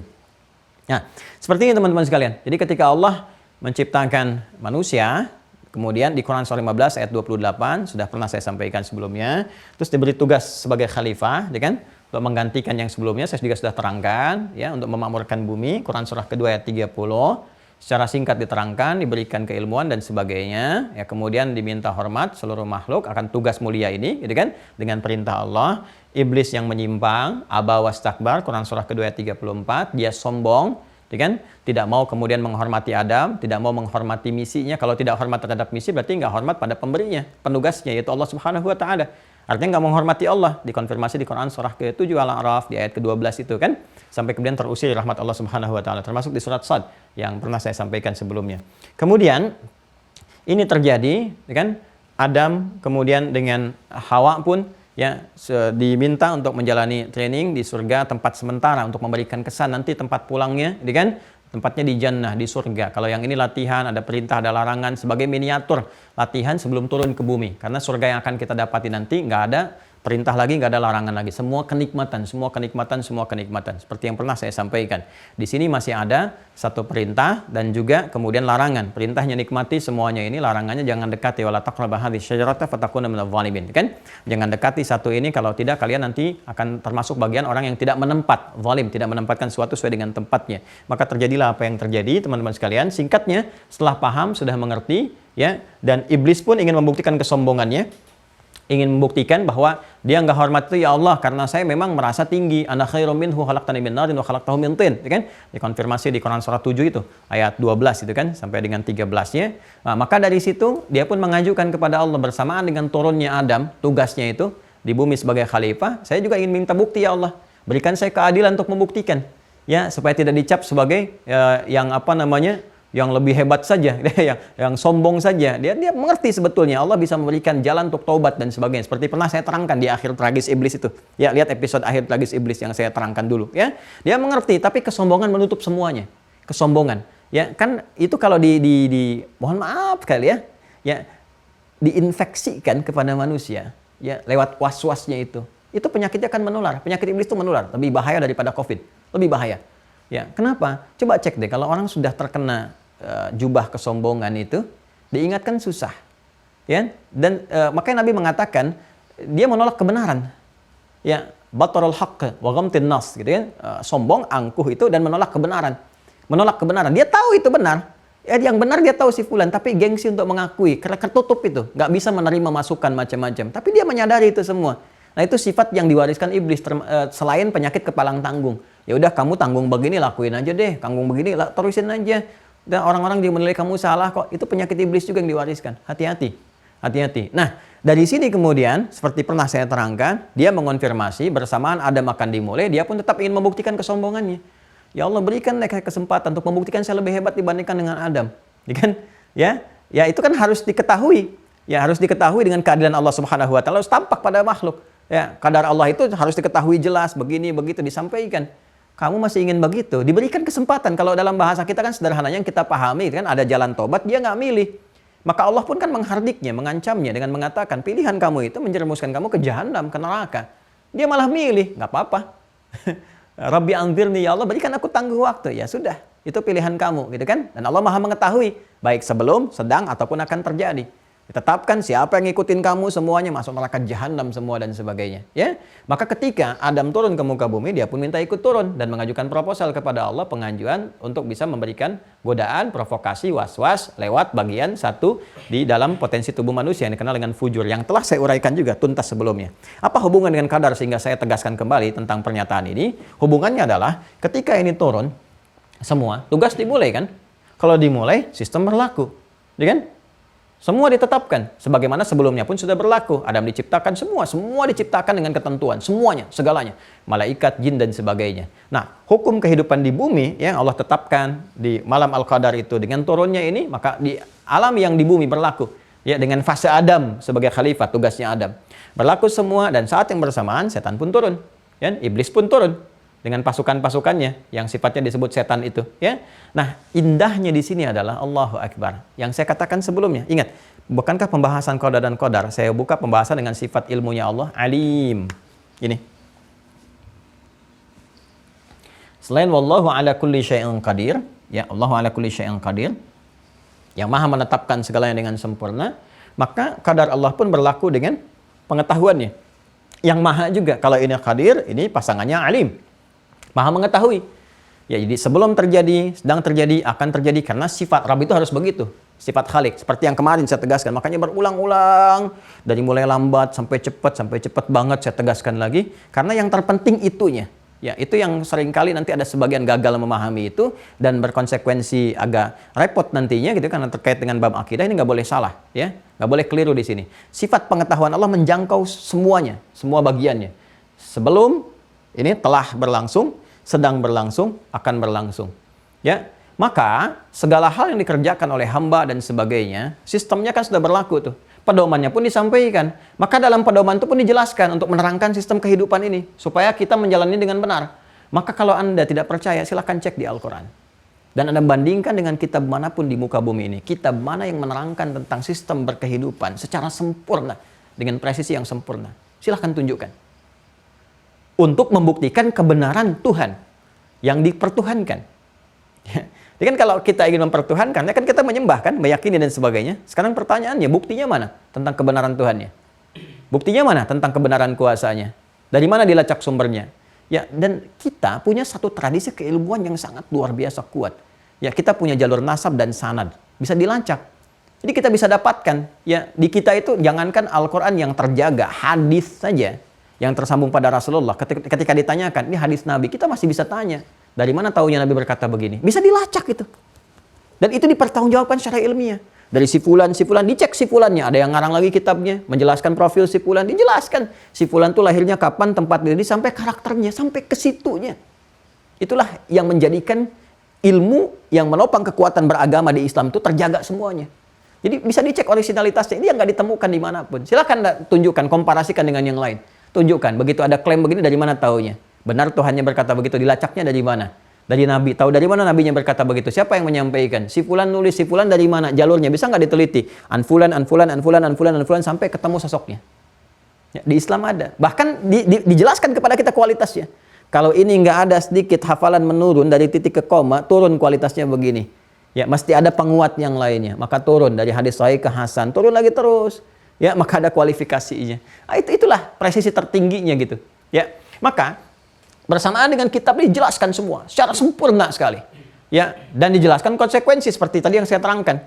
Nah, jadi kalau manusia turun berkehidupan dari sejak manusia pertama telah berlangsung, kan? Ya, sampai kita saat ini misalkan berlangsung. Ini begitu kemudian diawali berkehidupan itu, maka dua jalannya kan berlangsung secara bersamaan. Ya, sifat pilihan, sifat ikhtiar. Ikhtiar ini ada untuk menunjukkan keadilan Allah Subhanahu wa taala. Allah adil. Ya, dengan adilnya dipersilahkan untuk berikhtiar, ya kan, untuk menempuh jalan ini. Tapi dengan keadilan itu diberi petunjuk supaya berhasil dan sebagainya. Ya kan? Dan keadilan Allah berlaku kan bagi semua makhluk, bukan untuk manusia saja. Ya, jin iblis ingin membuktikan kesombongan kan, Allah mesti adil kan? Ya, ketika dia ingin membuktikan, Allah mesti adil. Kalau nggak adil, diberikan kesempatan misalnya, diberikan waktu untuk pembuktian itu, ya, dibiarkan klaim begitu saja, dia akan mengatakan, Allah kok nggak adil, saya nggak diberikan waktu untuk membuktikan itu dan sebagainya, ya kan? Nah, maka Allah mengancam kan, dan Allah maha tahu, sebelum itu terjadi maha tahu dengan karakter, sifat dan sebagainya. Allah sampaikan, kamu diberikan waktu membuktikan, padahal itu Rahman lagi, ya Allah ya Rahman, please, kenapa sih kamu begitu? Ya kan? Ya Rahman, saking sayangnya Allah, kalimat-kalimat itu kan memberi kesan untuk taubat. Ya, tangguh ini tobat, tapi nggak dipilih karena sombong tadi. Akhirnya dia pilih fa'anzirni, dan Rabbi anzirni, ya Allah beri tangguh aku. Sudah, kamu termasuk dari minal munzarin, diberikan waktu, ya kan? Diberikan tangguh sampai dengan hari kiamat, ila yaumi yub'atsun, sampai hari kebangkitan dan sebagainya. Tapi nanti resikonya neraka jahanam. Dia pilih juga. hanya untuk membuktikan kesombongan saja gitu ya. Nah, kadang-kadang ada orang yang ingin meraih sesuatu hanya untuk sombong aja. Hati-hati tuh ya. Hati-hati tuh. Ya, pengen barang hanya untuk sombong, pengen kedudukan hanya untuk ria dan sebagainya. Itu penyakit iblis juga yang menular. Hati-hati, hati-hati ya. Kita harus terbebas dari semua itu. Kalau nggak ada maslahat berarti penyakit. Ya, kalau nggak ada maslahat berarti penyakit. Balik ke sini. Ya, karena ada ikhtiar di sini, maka ada jalan kesolehan. Ini satu, ada jalan kesalahan yang menyimpang. Nih. Ya, hati-hati. Maka sistem dibuat berdasarkan hukum seperti ini. If'al la taf'al, kerjakan, tinggalkan. Jalan kesolehan terbentuk dari personal kita sendiri, dari mulai kepala sampai dengan ujung kaki. Mata yang solehnya begini, yang salah begini. Jangan lakukan yang salah ya, nanti resikonya akan begini, puncaknya seperti ini. Yang soleh kerjakan ya, nanti akan begini, hasilnya seperti ini. Kan? Ada hukum umum yang berlaku dalam berkehidupan. Ya, kalau kita dapatkan yang halal akan begini, yang haram akan seperti ini. Kalau menipu begini, kalau jujur seperti ini. Soleh, salah. Kan? Yang soleh supportnya malaikat. Sistem lagi tuh. Tadi kembali ke sini, kesimpul yang kedua. Disupportkan oleh malaikat, jiwanya takwa terus berlangsung. Manusia menjalani sampai akhir kehidupannya. Ini kalau sugronya kan disebut dengan ajal. Ya kan? Ya, walikulli ummatin ajal, Quran surah ke-7 ayat 34, nanti kubranya kan kiamat itu. Ya kan? Dijalani terus kan? Dalam perjalanan ini ingat, ada makhluk turun kan? Tuh, ada makhluk turun, Quran surah 2 ayat 38 ya ikut turun juga kan? Ya kan? Ketika sistem ditetapkan, dijalani, makhluk turun juga kan? Ya, yang turun siapa? Adam, Hawa, tapi iblis juga sama untuk membuktikan kesombongan. Maka dia iblis memprovokasi yang salahnya, yang fujur, yang soleh jiwanya takwa di sini. Yang sini jiwanya fujur. Soleh jadi solihin, dikonfirmasi nanti jadi muttaqin solihin. Makanya kita dapatkan innal muttaqina, puncaknya jannah, jannah, jannah, jannah. Itu kan fujur, orangnya fujar. Ya, wa innal fujjara lafi jahim, jahim, jahim, puncaknya jahannam. Gitu kan? Ini yang provokasi setan ke sini. Diarahkan supaya salah, supaya menyimpang dan untuk buktiin kesombongan aja. Nah, nanti di tengah-tengah kan tetap Allah berikan jalan untuk berikhtiar, akal berpikir, hati mencerna, hidayah diberikan. Ya, itu rahmannya Allah, ada hidayah, diberikan petunjuk lewat pendengaran, ya, dan hukum dibuat. Apa hukum terkait hidayah? Quran surah 29, Al-Ankabut, ayat yang terakhir. Ya, lihat ayat yang terakhirnya. Walladzina jahadu fina lanahdiyannahum subulana. Ya kan?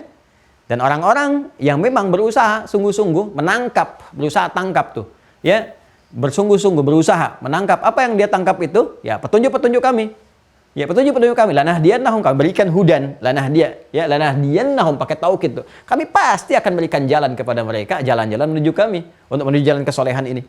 Tengah-tengah tuh tiba-tiba ya yang nggak pernah ke masjid kok bisa pulang kerja lewat masjid, ngelihat orang sholat. Kok tiba-tiba di beranda muncul anak kecil hafal Quran. Burung istighfar, astagfirullah, astagfirullah, astagfirullah. Burung hanya bisa istighfar. Masa saya yang bukan burung gak istighfar gitu kan? Terus ngelihat anak-anak kecil bisa nentukan tempat-tempat mushaf di Quran. Anak kecil nggak bisa melihat kata orang, padahal ditutup pandangan dari maksiat oleh Allah supaya nggak lihat maksiat lagi gitu kan? Ya, dia hafal Quran. Kok bisa di beranda muncul itu, di beranda YouTube ada status yang dibagi, kok bisa ngelihat, kok bisa dengar? Kok bisa ada sentuhan ke jiwa? Itulah hidayah. Kalau kita ambil, balik lagi ke sini. Jalannya pindah dari sini, balik alur supaya benar. Disebut taubat namanya. Sistem lagi, ada caranya lagi. Seperti itulah berkehidupan. Ya, maka dengan keadilan Allah diberikan jalan ikhtiar, diterangkan konsekuensinya. Dan kita mengerti. Tadi kan yang saya katakan kan? Yang saya katakan masih ingat? Manusia itu, sekalipun memilih jalan yang salah, dia sadar itu salah. Makanya hatinya mencegah itu. Nah, makanya kita nggak bisa menyalahkan Allah.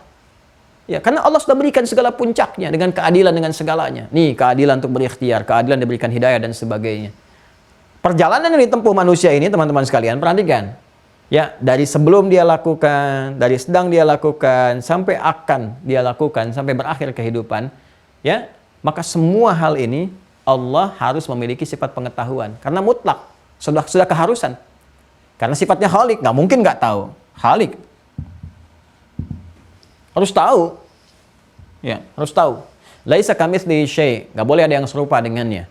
Saya berikan ilustrasi kecil aja, ya kecil dan nggak bisa diserupakan dengan ini. Tapi dari sini kita punya gambaran untuk memahami dengan lebih luas. Ya, kalau ada orang membuat game tertentu, ya anak-anak tuh main video game, main macam-macam dan sebagainya. Pembuatnya pasti tahu kan? Ya kan? Kalau mijit ini pasti larinya ke sini nih, mijit ini larinya ini nih. Kalau bawa ini larinya gini, ya kan? Ya. Kalau dulu kan ada macam-macam lah. Saya nggak mau nyebutkan apa-apa karena saya juga hampir nggak pernah interaksi dengan yang begitu. Yang kedua, nggak mau nyebut endorse. Cuman saya sering lihat tuh anak-anak main ini, main itu. Lihat, kalau kita lihat kan ada sistemnya juga tuh.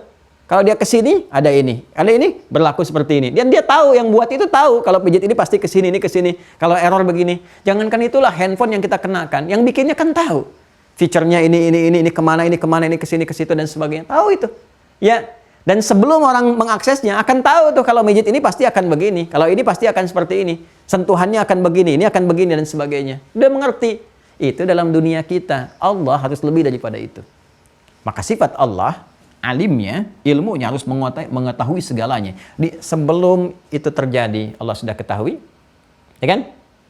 Ya, kemudian sedang berlangsung pun Allah sudah tahu, akan dilakukan pun Allah sudah tahu, ya kan? Dan keadilan Allah itu yang memerintahkan hamba untuk berikhtiar. Cuma keadilannya menjadikan hamba untuk berikhtiar. Karena kalau nggak ada ikhtiar, sifat khilafah itu, ya tugas khalifah di muka bumi, nggak akan sempurna berjalan.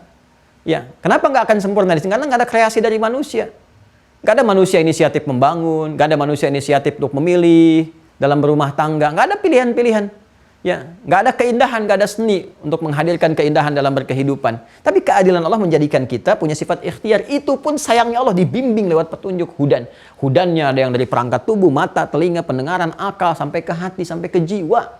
Makanya apa yang dilihat, kadang-kadang nangis, kita sadar. Apa yang didengar, nangis, sadar, taubat, istighfar, dan sebagainya. Ya kan?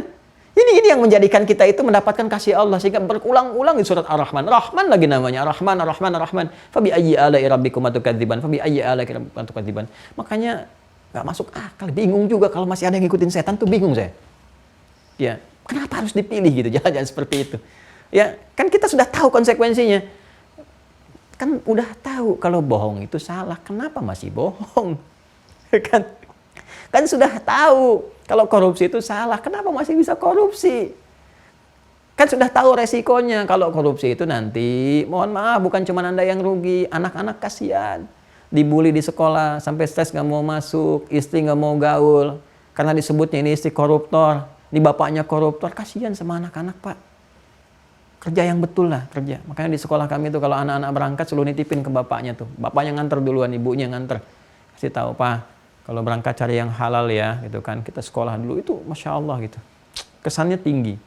Kesannya tinggi. Coba biasakan lah ya, bisikan-bisikan supaya terjaga gitu. Supaya terjaga.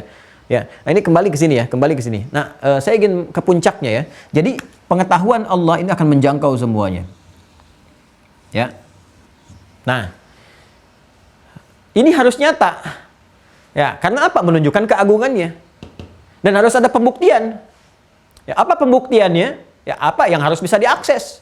Oleh siapa? Diakses oleh makhluk-makhluk nanti. Ya, yang membuktikan bahwa memang Allah mengetahui segalanya. Ya, dan sekalipun memberikan jalan ikhtiar kepada hamba, hamba berikhtiar. Kita tuh nggak tahu akan terjadi apa besok. Quran surah ke-31 ayat 34.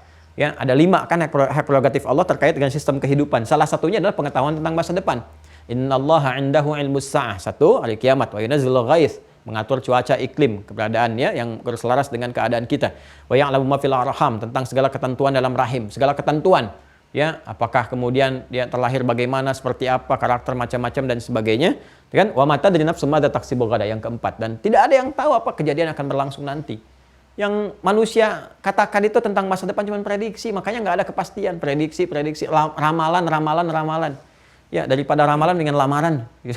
Lamaran tuh jelas gitu, ada kaidahnya. Ramalan tuh nggak ada kaidah. Udah, cuma ngeramal dan sebagainya. Ya kan? Nggak ada petunjuk di situ. Kecuali ya itu aja, konektivitas dengan jin dan sebagainya, yang coba nyuri-nyuri. Yang dulu pernah ada akses di lingkaran dekat malaikat, terusir dari situ pengen nyoba-nyoba lagi gitu. Ya, yang kalau kita balik ke sini. Jadi nggak ada yang pasti sifatnya. Ya, fazaduhum rahaqa di surat Al-Jin itu, maka menambah kerugian aja, capek komitmen itu. Maka di sini harus dikonfirmasi. Maka apa yang dikonfirmasikan? Perbuatan hamba yang di sini, yang dipilih saleh dengan salah itu, nanti dikonfirmasikan lewat kitab ini. Kitab amal namanya. Amal kan perbuatan, kita kan berikhtiar beramal menempuh ini. Ya, dengan hidayah Allah diberikan pada kita beramal. Makanya Allah kan sampaikan, wa qul i'malu fasayarallahu wa malakum, silakan beramal aja, berikhtiar kamu, dikasih hidayah, kasih ini. Ya, maka nanti akan dilihat, ditinjau. Ya, dan akan berkesesuaian dengan apa yang Allah telah tetapkan. Ya, apa yang Allah tetapkan? Kalau benar baik dapat surga. Kalau menyimpang salah dia memilih seperti itu, ya dia berlanjut ke neraka, ngikutin setan, ngikutin iblis, dipidatoin sama iblis, akhirnya tragis, ya kan? Dan Allah mengetahui semua itu, berkeadilan Allah buatkan sebuah sistem. Allah mengetahui, berikan hidayah, berikan dorongan, ini sistem. Sebelum terjadi, sedang terjadi, akan terjadi. Maka pekerjaan kita, amal kita untuk menempuh jalan ini, teman-teman sekalian, ya dalam dinamika yang terjadi, itu ada amal yang dicatat. Ya karena itu support untuk catat amal itulah kita bahas, ya dalam sub yang kedua ini, simpul kedua tentang malaikat. Masih ingat kan malaikat Raqib dan Atid? Ya yang sifatnya Raqib dan Atid. Bahkan perkataan pun sudah tercatat di Quran surah ke-54 itu teman-teman sekalian. Di ayat 18-nya. Ayat 18-nya. Ma yalfidhu min qaulin illa ladaihi raqibun atid. Tidak pernah bahkan keluar satu ucapan pun kecuali tercatat. Ada malaikat yang mengawasi, ada yang lekat gitu kan dengannya. Nah, mohon izin teman-teman sekalian, mohon maaf ya. Ini masih bukan coret-coret ya. Ini kan lingkaran masih terbaca kan. Sebab saya berjanji dari awal nggak boleh coret-coret. Tolong ingetin ya. Saya nggak boleh coret-coret. Ini masih bisa kebaca tuh. Masih ada jalannya. Ya, lihat baik-baik teman-teman sekalian. Jadi ini dicatat lewat amal. Kita punya amalan. Telah saya terangkan ya. Ingat di malaikat yang Raqib dan Atid yang pernah saya terangkan itu. Amal dicatat, catatan sempurna. Saat dihisab, yang baik tangan kanan kan? Ya kan? Biyamini. Ya, kemudian yang jelek ya sudah diberikan tanda di belakang punggungnya. Ya, dia berkata kemudian wayat ufubora. Kemudian dia berkata celaka aku dan sebagainya. Ya. Awas hati-hati nih. Ini sudah ada. Nah, ini teman-teman sekalian, amalan kita yang tercatat dihisab oleh Allah Subhanahu wa taala di hari kiamat kelak, maka semua akan terkonfirmasi. Terkonfirmasi dengan apa? Dengan pengetahuan Allah yang Maha mengetahui semua tindakan hamba yang tercatat. Kitab amal yang ada di sini akan dikonfirmasikan dengan kitab qadar yang telah menunjukkan pengetahuan Allah tentang semua kejadian ini, baik sebelum berlangsung, sedang berlangsung, akan berlangsung, dengan kitab catatan juga yang berada di Lauh Mahfuz. Dari mana dalil ini ditemukan? Di Quran surah ke-57 ayat 22 sampai 23. Dah. Yuk kita baca. Sudah? Ma asaba, ada Quran surah ke-57 Al-Hadid ayat 22 sampai 23. Paling kiri sebelah bawah sedikit. Ini udah saya bukakan nih mushafnya nih. Ya, supaya sama-sama ingin menunjukkan bahwa ayo adakan mushafnya gitu kan, adakan mushaf supaya bisa dilihat dan diamati. Ada ma asaba min musibatin fil ardi wala fi anfusikum illa fi kitabim min qabli an nabra'aha. Inna dzalika 'ala Allahi yasir. Ada? Allahu Akbar. Itu ayat dua-duanya. Ayat dua-duanya. Ma asaba min musibatin, ya. Tidaklah sesuatu yang menimpa itu terjadi. Ya, asaba yusibu, musibah itu segala yang kita alami. Ya, jadi musibah itu konotasinya netral asalnya teman-teman sekalian. Asalnya netral, semua yang kita alami dalam kehidupan ini. Baik yang bernuansa suka ataupun yang kita rasakan duka. Awas ya, baik yang bernuansa suka ataupun yang kita rasakan apa? Duka. Jadi semua yang kita alami, ya kan kita mengalami kesenangan, kesedihan, ya, kebahagiaan, ketentraman, kenyamanan dan macam-macam. Ya, jabatan kita dapatkan, misalnya promosi, harta kita dapatkan, saat yang sama ada pengurangan dari harta, ya, ada kecelakaan pada pekerjaan dan macam-macam dan sebagainya. Nah, itu semua yang kita alami. Cuma biasanya psikologi manusia itu kan selalu mengaitkan musibah itu dengan yang dukanya saja. Itu kan dia kena musibah tuh, gitu kan, kenapa kepleset di jalan? Itu kan dia kena musibah tuh, kenapa jatuh begini? Itu kan pada yang dukanya aja, padahal semua musibah. Ya, semua yang kita alami itu musibah, semua yang kita alami karena asalnya dari kata asaba yusibu, yang menimpa, yang kita alami juga. Ya, kalau langsung kepada kita, kan namanya soyib. Makanya kalau hujan itu ada menimpa, langsung netes gini, kita katakan berdasar doa Nabi, Allahumma soyiban nafi'a, ya Allah jadikan hujan yang jatuh menimpa kami ini mengandung manfaat. Ya kan, tidak terjadi sesuatu yang menghadirkan duka mendalam gitu. Kembalikan ke yang tadi, karena semua yang menimpa kita semuanya berdasarkan hukum Allah, ketetapan yang sudah ada dibuat dan kita berikhtiar menjalani. Ya, cuman kan ada sebab akibat, ada sebab, musabbib, musabbab. Ya kan? Musabbib, musabbab nggak usah ditanya, sebab dipelajari. Bingung kan? Iya, makanya kita terangkan. Musabbib Allah yang menetapkan, bikin hukum. Musabbab kita yang mengalami, menjalani. Sebab-sebab itu yang dipelajari. Misal, ada orang kecelakaan, meninggal. Ya, meninggal nih, musabbib yang menetapkan hukum itu Allah, nggak usah ditanya. Kenapa dia meninggal? Nggak usah ditanya, emang udah ajal. Kenapa Allah mewafatkan dia? Ya udah nggak usah ditanya, itu kehendak Allah, kewenangan sesuai dengan sistem ajalnya. Musabbab orang yang mengalaminya. Sebabnya itu yang dipelajari. Apa yang dia tempuh saat berikhtiar di jalan itu? Apakah kendaraannya betul? Atau jangan-jangan kecepatan terlampau tinggi? Atau berkendaraan misalnya sambil main Instagram, ya, sambil lihat-lihat YouTube, sambil telepon-teleponan, macam-macam. Itu yang dipelajari. Begitu terjadi itu semua, musabbib nggak ditanya, kenapa Allah mewafatkan dia? Udah, itu selesai, tiba ajal. Kenapa dia yang wafat? Karena bagian dia meninggal, ajalnya tiba, selesai. Tapi sebabnya dipelajari, jadi hukum buat kita. Jangan lagi mengendarai kendaraan dengan kecepatan melampaui batas. Apalagi sambil main-main misalnya media sosial, ya, menghidupkan telepon macam-macam dan sebagainya. Sehingga konsentrasi itu tidak bisa fokus dengan baik. Ya. Nah itu yang disebut dengan bagian-bagian dalam lingkar kehidupan. Tapi jangan lupa, bukan hanya suasana duka. Yang suka pun demikian. Karena semua masuk sistem, semua kehendak Allah sudah diatur. Kalau begini jadi begini, ini jadi seperti ini. Itu Allah buat sistem. Manusia berikhtiar. Sistem itu semua baik. Baik semuanya dengan semua resiko dijelaskan. Ya, karena semua baik, karena bersumber dari yang maha baik. Kalau manusia memilih salah, itu salah manusia, jangan salahkan Allahnya. Ya, kayak gini di sekolah ditetapkan oleh kepala sekolah, ya. Semua ujian ya, nanti pas ujian akan diukur bagus, belajar semuanya. Belajar, kalau belajar naik kelas begini. Kalau tidak belajar nggak naik kelas akan dihukum begini. Kepala sekolah sudah baik menerangkan, bahkan tentang hukuman pun supaya trigger naik kepada yang baik. Jangan jadi begini. Ya, diarahkan supaya mengarahkan kepada yang baik. Terus ada anak nekat gak belajar, padahal udah diberitahu. Apakah yang salah kepala sekolah? Tidak. Kepala sekolah tetap baik, yang salah anaknya. Laisa kamitslihi syai', nggak ada yang sama serupa dengan apa yang Allah sampaikan. Tapi kurang lebih gambaran tadi, logika yang pengantar yang tadi disampaikan bisa menangkap, oh ya Allah tuh maha baik. Diberikan semua punya Allah. Ya, inna lillah, semua punya Allah. Inna, bahkan diri kita pun, inna lillah, semua milik Allah. Semuanya. Yang punya Allah, kita nggak punya apa-apa kok. Itu kan? Ya wa inna ilaihi raji'un. Bahkan karena kita punya Allah, maka kembali pada yang punya. Ya, kembali pada yang punya. Ya kan kalau kita dititipin sesuatu, kita balikin pada yang punya. Kita dititipan, istri titipan, anak titipan, suami titipan. Satu saat akan pulang pada yang punya. Jaga titipan dengan baik. Dan tangan titipan, mata titipan, jaga dengan baik. Makanya yang menitipkan itu membuat hukum. Di tangan gunakan begini ya, jangan dipakai begini. Mata gunakan begini ya, jangan dipakai begini. Kalau kamu jaga betul semua, aku lekatkan abadi selamanya sampai pulang.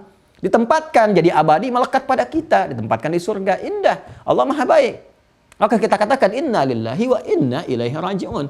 Makanya setiap kali ada musibah, kita katakan inna lillahi wa inna ilaihi raji'un. Dan musibah itu bukan hanya terkait dengan duka, tapi juga ada sukanya. Makanya kalau dulu orang diberi jabatan inna lillahi wa inna ilaihi raji'un, karena merasa titipan. Dan karena titipan, dia punya beban merawat. Kalau benar dapat pahala, kalau salah konsekuensi bermasalah. Ya, makanya ketika titipan itu jabatan misalnya diberikan pun, kedudukan diberikan, tetap Allah tegaskan, itu Allah yang amanahkan. Nah, masuk pindah suratnya ke Quran surah berapa? Surah ketiga, Ali Imran. Ya kan? Dari ayat berapa? 26 sampai 27 kita dapatkan qulillahumma malikal mulki tu'til mulka man tasha' wa tanzi'ul mulka mimman tasha' wa tu'izzu man tasha' wa tudhillu man tasha' biyadikal khair innaka 'ala kulli syai'in qadir, sampai tulijul laila fin nahar dan seterusnya. Bahkan malam, ya, kemudian gelap, siang dan sebagainya pun Allah yang mengatur semua kok. Ya, makanya di Al-Baqarah di Quran surah kedua ayat 156, ya, setiap kali kita mendapati ujian kita katakan alladzina idza asabathum musibah qalu inna lillahi wa inna ilaihi raji'un, untuk membangun kesadaran pada diri kita semua punya Allah kok. Allah sudah tetapkan kok. Sudah ada semuanya kok dan seterusnya, gitu kan? Nah, karena psikologi manusia menganggap musibah itu selalu lekat dengan yang dukanya aja, makanya dikasih gambaran di ayat 155-nya untuk membangun kesadaran. Biasanya lupa kalau ada yang senang, yang ada yang duka saja. Makanya di ayat 155 dicontohkan oleh Allah yang sering menghadirkan duka, lupa untuk bermunajat, lupa untuk menyadari bahwa semua sudah ada sistemnya. Ya, maka di Quran surah kedua ayat 155 Allah berfirman, Al-Baqarah 155, paling kiri sebelah atas. Walanabluwannakum bisyai'. Allah akan uji dalam berkehidupan dengan segala hal. Ini untuk menstimulus sistem kehidupan itu. Ada ragam-ragam ujian ya untuk mendorong sistem bekerja. Untuk menunjukkan kebenaran nyata bahwa apa yang Allah buat itu Allah telah tetapkan ada manfaatnya, ada maslahatnya untuk kita semua, ya kan? Walanabluwannakum bisyai' minal khauf, ya, rasa kegelisahan. Ada kan pernah gelisah kan? Ibu gelisah kalau akhir bulan, ya uang bulanan belum tiba, gelisah kalau anak belum pulang dari sekolah padahal jam waktunya udah pulang, gelisah kalau di kantor belum ada ketetapan tentang jabatan, apakah naik atau enggak, ya kan? Para menteri gelisah di reshuffle apa enggak gitu kan. Kemudian apalagi para diplomat gelisah jadi penempatan atau enggak, gitu kan? Para birokrat gelisah ada pergantian atau enggak, ya pedagang gelisah ini kursnya dolarnya naik atau enggak, pengaruh enggak, ada pembeli enggak, ya Covid-nya bagaimana ini, tahunannya jadi libur apa enggak sebetulnya gitu kan, macam-macam tuh, semua gelisah. Ya, tapi kan semua kegelisahan itu untuk apa? Untuk mensupport, jadi trigger, jadi katalis supaya ada perencanaan. Dari situ kalau orang benar paham sistem, dia baca di Quran apa nih? Oh, ada surat Al-Insyirah, cari hikmah nih. Oh, apa nih kalau ada begini? Fa idza faragta fansab ila rabbika farghab. Ah, daripada gelisah, bikin status gak jelas, ya baru mendung dikit udah bikin status. Suasana mendung kali ini di Bekasi ya, begitu gelapnya, nggak ada solusi. Ya, kalau mendung tuh siapkan jemuran angkat. Siapin dalam suasana mendung itu ngapain, zikirnya apa, di rumah ngapain, itu fa idza faragta fansab. Kalau selesai yang kemarin selesai, tuntas sekarang, siapkan lagi. Apa rencana yang mau dibuat? Wa ila rabbika farghab. Itu tawakal deh, kan kita nggak bisa ngatur cuaca. Emang dengan bikin status kemudian mendung selesai? Tidak. Gak ada, lebih baik kita beramal. Wa qul ya'malu fasarallahu a'malakum. Kerjakan yang positif untuk kita. Nah, itu lebih menenangkan. Keadaan hati yang tenang lapang disebut dengan syarah. Ya, kalau sudah muncul karakternya disebut insyirah, makanya suratnya disebut al-insyirah. Ya, alam nasyrah laka sadrak, gitu kan? Bukankah sudah aku lapangkan keadaan jiwamu? Ya, ini khususan pada Nabi Muhammad SAW. Ini karena Rasulnya spesial, Nabinya spesial, sebelum diminta udah diberikan. Nabi yang lain minta dulu baru dikasih. Dijawab tapi minta dulu. Nabi Musa minta, baru dikasih. Apa permintaannya? Ya Rabbi syrahli sadri. Ya Allah lapangkan jiwaku, lapangkan hatiku, lapangkan dadaku. Rabbi syrahli sadri, itu doanya Nabi Musa. Ya wa yassirli amri, di surat Thaha itu kan. Rabbi syrahli sadri wa yassirli amri wahlul 'uqdatam min lisani yafqahu qauli. Ya, itu minta Rabbi syrahli sadri, minta dikasih. Nabi Muhammad nggak minta dikasih. Alam nasyrah laka sadrak. Nabi Musa, Rabbi syrahli sadri. Nabi Muhammad SAW, alam nasyrah laka sadrak. Nabi Musa, wa yassirli amri. Nabi Muhammad, wa nuyassiruka lil yusra. Tuh keistimewaan Nabi Muhammad tuh, Masya Allah gitu kan. Nah kita bukan Nabi, bukan Rasul, sempurna juga tidak, dan seterusnya gitu kan. Maka apa yang harus terjadi? Harus berusaha mengatur diri, mengarahkan pada yang baik, beramal pada yang benar. Gimana caranya? Ikuti pedoman sehingga sistem berkehidupan terjaga, nyaman, tenang, tentram, bahagia. Sudah meninggal, selesai. Meninggalnya pun tenang. Ya ayat Tuhan nafsul mutmainnah, selesai. Itulah kehidupan. Ya, jadi kalau kita benar, kegelisahan tuntas. Minal khauf wal ju', lapar. Itu kita cari makan dan sebagainya. Ya, wa naqsi minal amwal, harta mulai berkurang. Wal anfus, ada yang sakit. Itu kan ujian juga, ya kan? Sampai meninggal. Wat thamarat, hasil kerja keras diambil orang. Ya, diterjemahkan dengan buah-buahan ya. Menurut saya agak kurang detail. Ya, kalau ujian hanya diberikan bagi tukang buah, maka kurang adil karena tukang sayur nggak diuji gitu kan. Harus berkeadilan. Samarat di situ memahaminya pakai balaghah. Ya, pakai majas atau kinayah, kita bisa ambil itu. Artinya Pak, ini tinggi sih Pak. Quran itu luar biasa tinggi karena berasal dari yang maha tinggi, yang maha agung gitu ya. Samarat itu kan buah, nggak mungkin bisa muncul teman-teman sekalian. Kalau nggak ada pohonnya. Pohon tuh dari apa? Dari benih. Jadi ada orang tuh dari benih nanam, dirawat, nanam mangga, nanam padi, macam-macam dan sebagainya. Udah mau metik buahnya, besok mau panen, diambil orang. Kalau diterjemahkan dengan kiasan, konteks kita sekarang, Bapak yang ikut tender, udah siap semua riset, biaya keluar macam-macam, tender berhasil, proyeknya diserobot oleh orang. Itu maksudnya. Wa thamarat. Ya wabasyiris sabirin, ini dia pasangannya. Dalam suasana kita mendapati duka, maka ada sabar. Ini dia nih. Nih sikap hidup proporsional. Jadi kalau tahu kita sistem kehidupan, mengerti. Ya, belajar di pedoman hidup di Hudan tentang ujian tuh akan begini. Ujian tuh begini sifatnya. Mengatasinya begini. Sistem kehidupan tuh begini. Nyari yang halal begini. Cara ngatasin setan begini supaya nggak terjebak pada jalan yang salah. Kalau kejebak di sini balik lagi supaya bisa melepaskan jebakan. Balik dengan taubat. Ini jadi hidupnya proporsional. Kalau sedang ada duka, dia sabar. Tuh. Sabar itu bukan diam, sabar itu solusi. Dia berkontemplasi, merenungkan jalan terbaik untuk mengatasi masalah itu. Ada ujian di rumah tangga, sabar dulu nih. Ya, memang jejak langkah pembuka sabar itu diam sejenak berkontemplasi, bukan diam membiarkan persoalan, bukan. udah biarin aja ntar juga selesai sendiri. Tidak, jadi sekam akhirnya. Akhirnya apa? Ketika terjadi hal lagi di kemudian yang akan datang, ada konflik lebih besar lagi karena yang lain terbawa. Tuh kan, Bapak begini, dulu juga begitu, dulu begitu tuh. Karena nggak selesai. Dibawa lagi.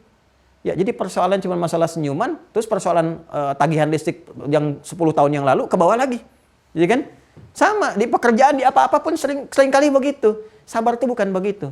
Sabar tuh merenungkan sedikit, sampai Nabi kan juga mencontohkan kepada kita, diam, tapi nyari solusi, nunggu wahyu dan sebagainya. Kalau kita, wahyu udah disampaikan lewat Al-Quran, disampaikan ke kita, lah Rasulullah dijelaskan. Maka ketika ada persoalan di rumah tangga, di pekerjaan, di macam-macam, diam sejenak, merenungkan apa nih petunjuknya. Baca pedomannya, Qurannya apa, ada semua di situ. Hadisnya, apalagi kalau belajar dari awal.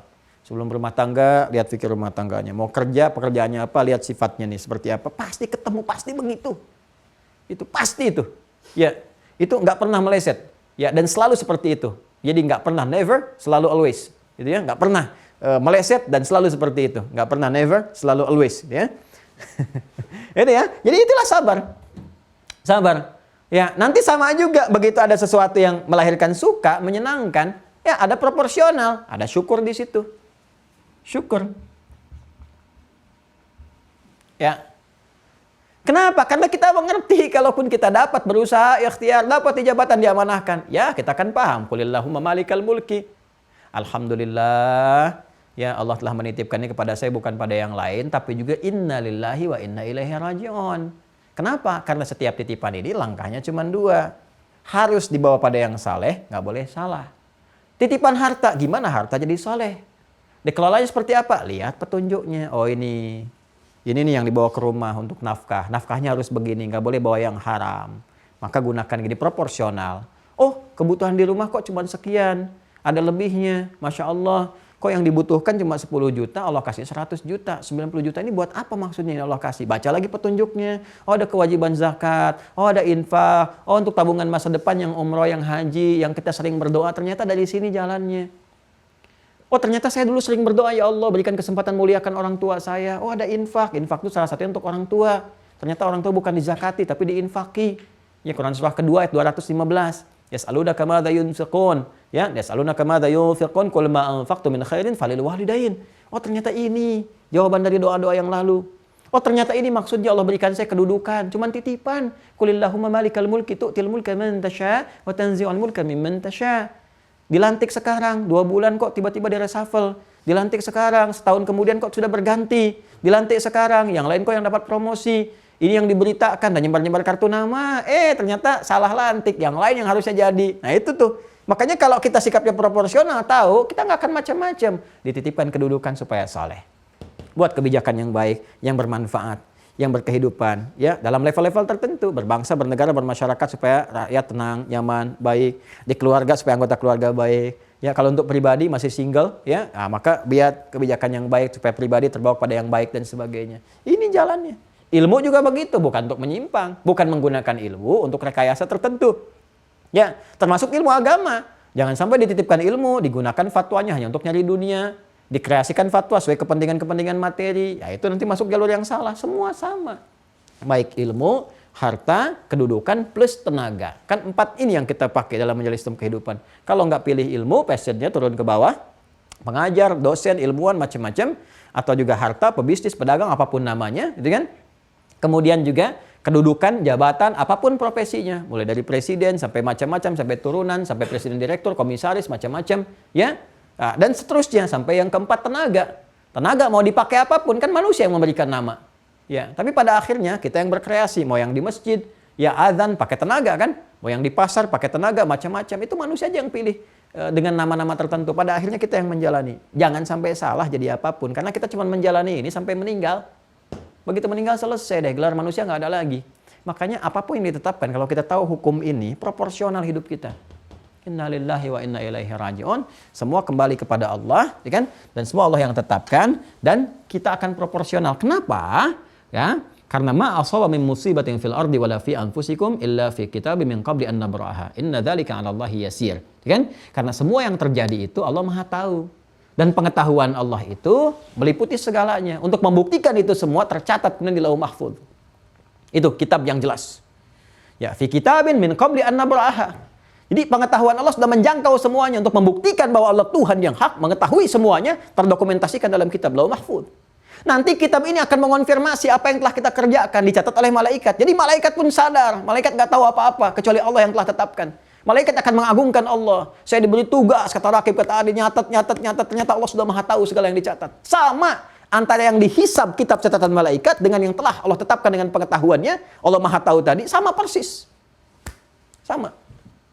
Tapi memahami itu dalam konteks berkehidupan kita nggak tahu. Karena nggak tahu, kita berikhtiar. Itu. Karena hukum Allah pun menetapkan ikhtiar. Ya, pengetahuan Allah itu berlaku pada ikhtiar kita tadi itu. Jadi Allah sudah tahu apa yang akan kita kerjakan. Cuman kan karena kita nggak tahu. Kita nggak paham, kita nggak ngerti.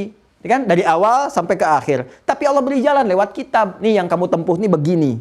Resikonya akan seperti ini. Kita menempuh itu dengan ketidaktahuan kita, diberi petunjuk. Tempuhlah yang soleh, jangan kerjakan yang salah. Resiko begini. Apa yang akan kita kerjakan Allah sudah tahu lebih dulu. Terdokumentasikan. Nanti dikonfirmasi antara kitab yang dicatat oleh malaikat saat kita kembali kepada Allah dengan apa yang telah Allah ketahui yang disampaikan untuk menunjukkan keagungan Allah dengan sifat alimnya. Maka di situ kita sadar bahwa apa? Likaila ta'sau 'ala ma fatakum wa la tafrahu bima atakum. Ini proporsional. Jangan terlalu banyak berduka kalau mengalami sesuatu. Ya kan?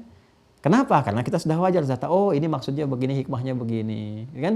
Dan Allah Maha tahu dengan segalanya ini. Makanya kalau ada sesuatu yang hilang, ke masjid, mau tobat, mau soleh, mau baik, pulang-pulang sandal hilang, cari dulu. Cari gitu kan? Dan dicari lama-lama nggak ada kan? Oh, maksudnya apa? Mungkin ada harta saya yang dulu nggak tepat, ya kan? Harta saya yang dulu mungkin menyertakan yang haram. Maka Allah nggak suka ketika saya mau jadi baik, yang soleh, yang salah masih ada yang melekat, yang haram masih ada. Maka pelan-pelan dihilangkan. Begitu sadar, sedang duduk, tiba-tiba Allah kirimkan datang DKM. Kenapa Pak? Nggak apa-apa Pak, ini lagi nunggu aja pulang. Kau belum pulang? Iya mau pulang. Kok alas kakinya kemana? Ya justru itu tadi nyari-nyari nggak ketemu. Udah nih carikan sana. Masya Allah ganti yang baru. Kalau datang pakai sendal jepit tadi kan, dibelikan sendalnya, sendal bagus itu macam-macam. Baru lagi. Dan dari yang halal. Masya Allah ya. Dan banyak hal gitu, banyak hal yang terjadi. Kalau kita sadar dengan semua itu, maka kehidupan proporsional. Itulah qada dan qadar. Jadi menjalani hidup itu nanti santai saja, nikmat, tenang. Ya santai dalam pengertian senang dan tenang. Karena semua tahu kalau begini, ya nggak usah terlalu berlebihan lah nyikapinnya. Ya itu yang terjadi. Makanya banyak orang-orang dulu tuh Masya Allah yang paham ini mengerti sekali. Ya satu kali, ada ini kisah viral ya, sangat viral sekali.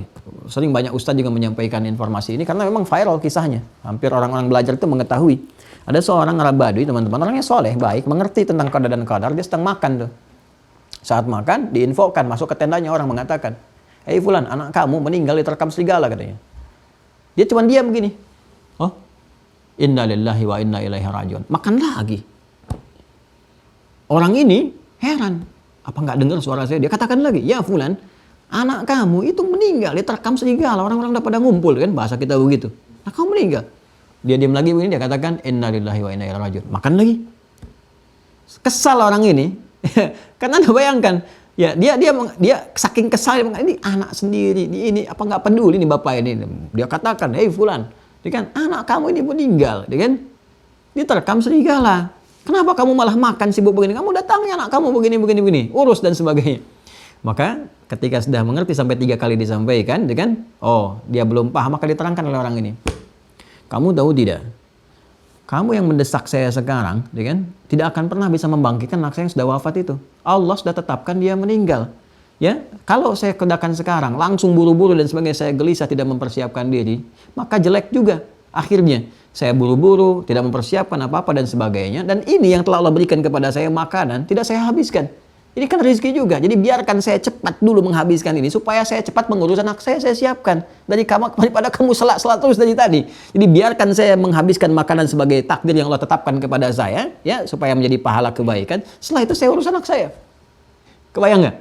Ya, ini jangan salah paham ya. Jangan melihat bahwa ini bapak nggak peduli sibuk makan. Tidak. Dia melihat jangan sampai ada makanan yang sia-sia ditumpahkan. Jadi bagian-bagian setan, bagian-bagian yang tidak baik dan sebagainya.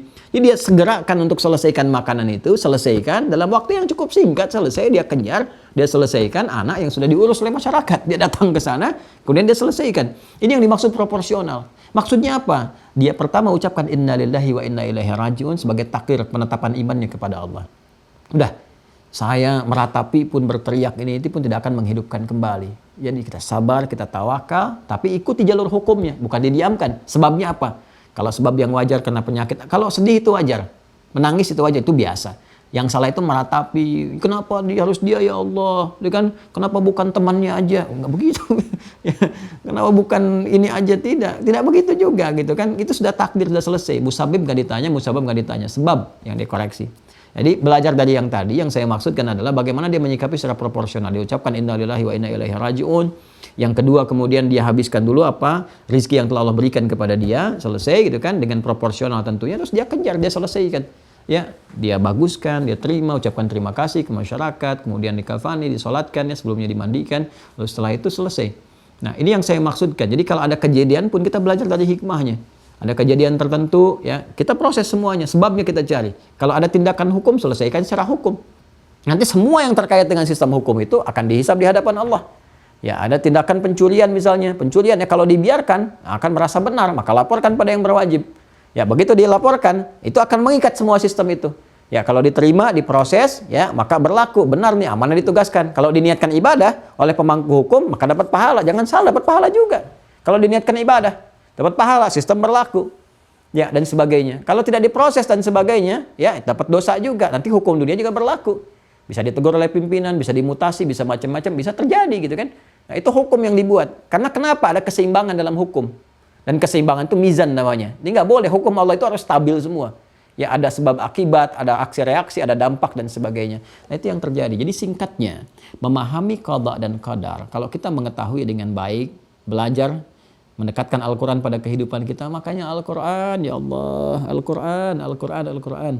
Ayo baca yang sering, ya, supaya jadi penyemangat, motivasi, jadi syifa, jadi obat bagi jiwa, jadi rahmat, ya. Setelah itu ngaji, lihat, supaya paham ini. Kalau sudah paham, nikmat menjalani kehidupannya. Nah, dari sabar dan syukur ini, maka apa yang terjadi? Ajaban li amril mu'min. Baca hadisnya. Ajaban, sungguh orang beriman itu kehidupannya mengagumkan. Ajaban li amril mu'min. Itu hadisnya populer kan? Viral kan? Ya, mengagumkan kehidupan orang beriman itu. Apa yang menjadi mengagumkan? Karena semua yang terjadi pada dirinya, dia pandang proporsional, sama semua, nggak ada bedanya. Ada jabatan, nggak ada jabatan, sama hidup.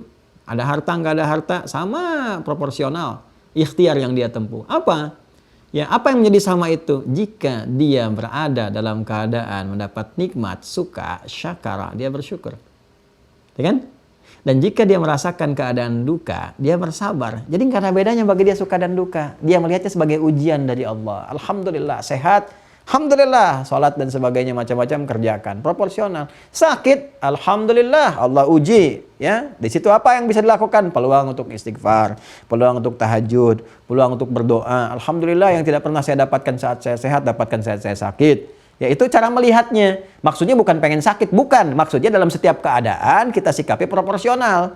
Ya, makanya ada ulama-ulama tertentu yang kadang-kadang unik cara memahaminya. Ada ulama pernah sehat kan, dia suka sakit. Nah, satu kali dia nggak sakit, nangis malah. Nangis, terus orangnya heran. Mabi kayak Syekh, kenapa Anda Syekh? Katanya. Saya tuh bingung, kok saya belum sakit jadi bulan ini katanya. Saya makin heran orang yang nanya, kok kenapa begitu?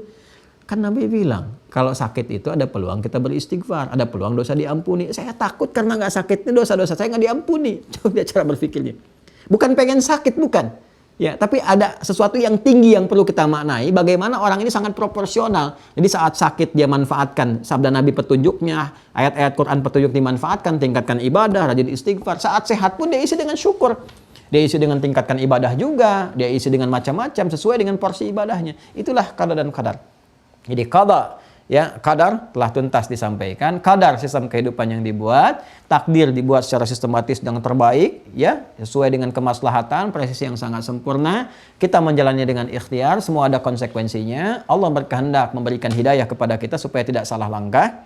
Manusia memilih, dan semua pilihan manusia yang ditempuh itu Allah sudah mengetahuinya. Untuk mengonfirmasi ini semua, maka Allah tetapkan ada kitab di Lauh Mahfuz yang nanti akan ditunjukkan kepada kita untuk mengonfirmasi amalan kita yang dicatat oleh malaikat. Jadi malaikat pun akan mengagungkan Allah, ya, mengta'zimkan Allah. Kenapa? Karena menyadari bahwa Allah Maha Kuasa. Mereka nyatat-nyatat yang telah dicatat oleh mereka sama persis dengan apa yang telah Allah ketahui keseluruhannya, karena menjangkau segala hal.